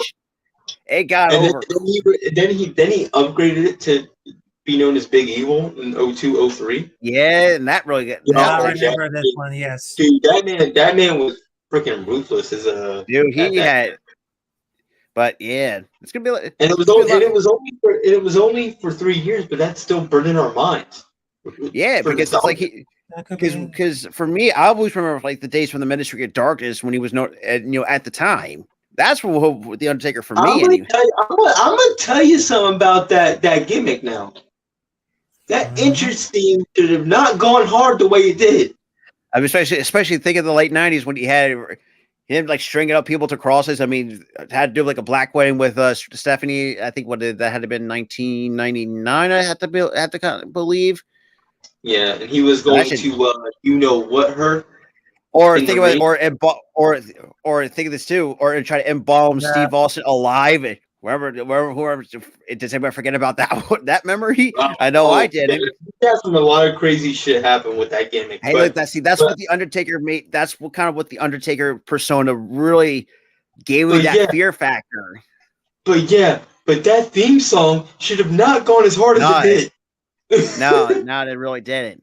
And now the one thing I really didn't like about is when they merged with the corporation. That was never huge. It became too corporate after that. Way too corporate. If you just kept it for what it was, I think it could have been a little bit different. But look, if you just kept it as a ministry, that would have been fine. But if you made it corporate. That's yeah, like the that's on corporate the same ministry, vein as, like, back in like that's on the same vein as like 2014 when they turned freaking King corporate. yeah, boy, and he's That was another one. freaking stupid as hell. They got it. But I mean, look, I could go all day talking about some different wrestling moments, but shit, I had to get up early in the morning because I might. We need to do a chill stream so we can just keep going with this next time. Oh, definitely. You We know, gotta do a chill stream. I'll try to. And also remind me too. We got to go back to the retro. Yeah, you know, we've been holding that off for a while, and it's gonna be. I just got to figure out some of the times though. Well, and stuff like that. I probably Like still the same. you can even do an impromptu. Like, hey, I'm free. You want to do a retro? Okay. Yeah, That'd be you fun. know, on days that because I completely forgot where the fuck we left off anyway. So, we left off. I think we left off on. I forgot what we left off too. We left off in like the August of '99. I think. I'm trying like in terms of Friday SmackDown. It was the Raw after the first episode of SmackDown. Okay, so it's like okay, that makes sense. So we finished that. So we're on the second episode of SmackDown. Okay. But that being said, guys, definitely it'll be nice actually to get a different type of chill stream because we haven't really done much. And like I said, we've been grinding out this kind of content for the last handful of weeks and just the last few years and stuff like that. Oh yeah, that's another good memory, Sarah. When HBK and Triple H dropped crap on the Spirit Squad. Oh yeah. Well, for me, all right. Go to the ruthless, or see not the ruthless aggression. Mikey. God, and when Dolph Ziggler was actually Mikey, God, that's the memory I actually want to get out of my head. That was Dolph Ziggler before he came the show. That was Dolph Ziggler. I was like, that's Dolph. Like, how low do you have to be? And here's the thing: he had a couple crap gimmicks. He was in that racist ass gimmick, Curran White. He was this freaking caddy. Oh boy, that was. He was in the Spirit Squad as Mikey. I was like, man, and thank God when he got away from that, boy, did look. My God! Did they try to reform this shit in 2016? I was like, no way, no. Like, guys, Dolph Ziggler with short hair. Yeah, no, thank you. We've seen that. I'd rather take Shawn Michaels any day of the week, just like drop kick, like doing a sweet chin music at the stand. See, I just kick stand. It just goes on. Super God, for those who don't know about that, if for those who don't like do like a deep dive into like some of these other random retro episodes you don't see. Stan, remember Ty Dillinger? That was Stan. You also have MGF being a security guard. Like you have some guys you don't now like a Ty like Sean Spears, MJF, Bobby Roode. Claudio was a security guard. Yeah, whoever thought of him being a security guard with a mustache? Like what? Bobby Roode was a cop. Yeah. Boy, you had MGF is like I think it was Samoa Joe's bodyguard. I think it was or something like that. I remember he got Samoa Joe shoved him. And I was like, damn. He's like, bro, dude, what the fuck? Like this is before MGF became what we know MGF now. Yeah, it's like this was before AEW was a thing. This was like right before. I was like looking back at it, man, it blows your freaking mind. It's like yes, I know, and I think another I would say another potential retirement. Maybe Bobby Roode might consider it. Bobby Roode getting up there, yeah, he's getting up there. And he came off like neck fusion surgery or something like that. And yeah, I think and also I hate to say it, but I think Randy Orton is done. Yeah, I can see it. They've been speculating that he was going to return at Money in the Bank. That didn't happen. So I'm at this point, it's been so long since he's been in the ring.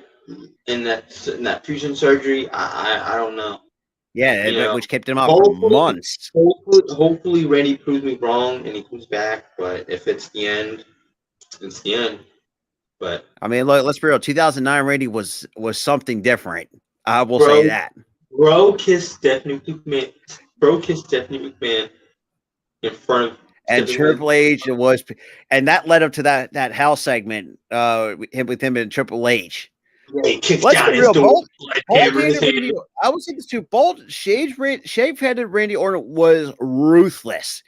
No matter if you're a Vince McMahon, Stephanie McMahon, Shane McMahon, I mean, if you're a dad, you're going to get punted in the skull. Yeah. Yeah. And you know what other moment what moment makes me cringe from like 2003? Speaking of Shane McMahon, Oh boy. well, you know where I'm going with this, don't you? Yeah, I know where you go with this one. Boy, do I want to forget this. He's hog tied to the damn turnbuckle.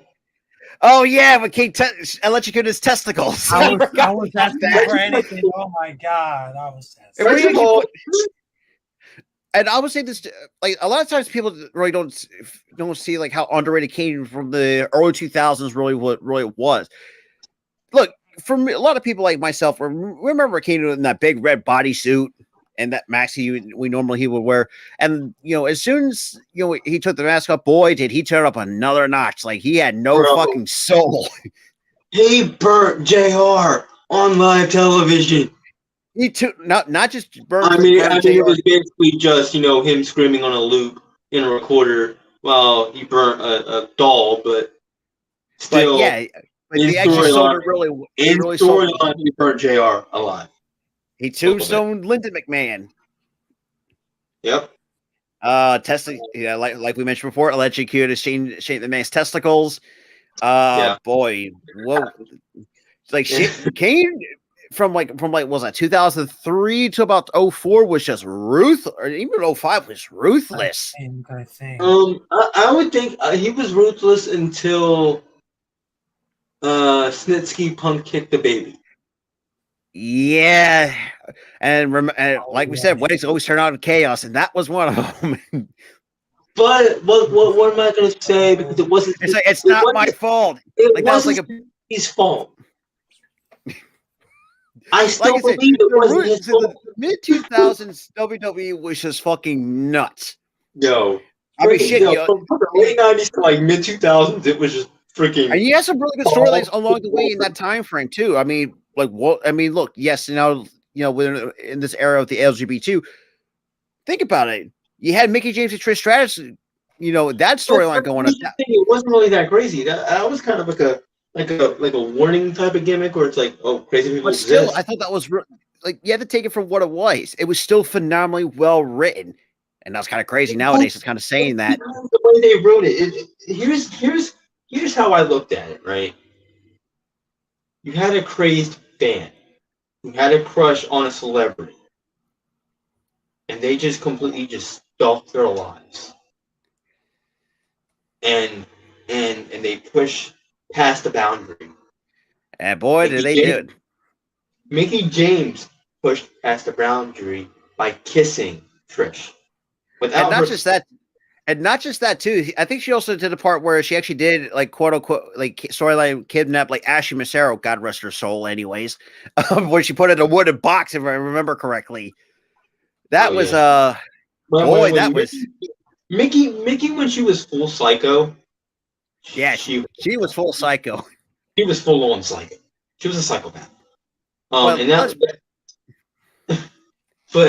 that whole storyline with Trish, that was kind of like a warning of like, oh yeah, crazed people like that exist. Yeah, but they have a crazed obsession with a celebrity that they have a crush on, and they just push past the boundary. And that storyline, you could say, oh, that wouldn't fly today. I kind of think it would. Oh yeah. Because things like that happen in real life, and it serves as a warning. This happens, so don't be that person. And I feel like it would work today. Oh yeah, absolutely. And then the way the world's accepting more of the LGBT community, I think the LGBT community wouldn't hate that storyline. No, because I thought actually it was, like I said, it was. Well, it's better than remember the remembers when HLA was actually a fucking thing back in the mid 2000s. Oh my god. That's what I today. But That's that being great. said, guys, like I said, we could go this all day. Like I said, I have to be up early in the morning tomorrow. And yeah, we'll be back at it again on. Well, I'm going to be busy all tomorrow, so there's probably I got nothing to do. But Monday, maybe. Well, I don't know about. I mean, So no bone with the ladies tomorrow. Yeah, we could do that. I think I should be home. We should be hoping time. All right, we'll do bone with the ladies tomorrow, and then because we didn't do it last week, we'll do that tomorrow, and then Monday we'll be back for Raw. Well, we don't know that's going to turn like hot garbage. Oh my God, that's always the stream. I know it's with Earl, and I like doing and you guys, and I like doing these streams with you guys, but Raw, I don't. Boy, it's kind of hard to sit through it. Like it's just like it's like all of us are just willingly just subjecting ourselves to torture. This like pretty much We like tie shit. ourselves to. We basically, figuratively tie ourselves to our chairs, right in the eyes, and we have to sit there and watch it. Yeah, that's just freaking nuts. But regardless, though, like I said, we got a lot of stuff planned going for guys in the next week. Obviously, next week on Thursday, we'll be back at it again for this really podcast because there's gonna be interesting stuff we have to talk about as well. And obviously, you got the Elite Talk with Tyler, with Earl and Tyler as well. We'll be back at it again for Dynamite, Friday Night SmackDown, and Collision. You know how it is with the same amigos. We got a lot of stuff going for you guys this week, and obviously we've got a lot more WNBA content coming for you guys on tomorrow. And then and not just from that too, and we're also introducing the NHL for the let's be officially for the first time. Yes, we're doing NHL too. And obviously, have you done MLB streams? I've done one recently that was the Twins, and I forgot who they freaking played. Now I'm drawing a blank right now. I was going to say I think we do a lot more wrestling than sports, but you've done sports too. A good amount of sports. That's good. So yeah, we'll have more baseball content for you guys too. And we're definitely we need to bring back between the lines at some point as well. Which I asked Rob, can we bring back that show because we've been through half a season without that show being on the show. Hopefully I want to try to bring it up sometime this next week. That's probably totally fine. I say probably this Tuesday. I definitely would because we don't do NXT. We don't do NXT, so I think that'd be perfect. Yeah, because NXT's been hard to get fucking boring. So yeah, let's just. Yeah, dude, I watched an episode of NXT recently, and I have to agree. I turned it off midway through. I exactly know why you have a hard. Like I said, it doesn't hit what it's used to. But yeah, like I said, this coming Tuesday. The only shining moment from NXT is Thea Hill's hyper ass. Not just that, you also got Carmella Hayes and stuff like that.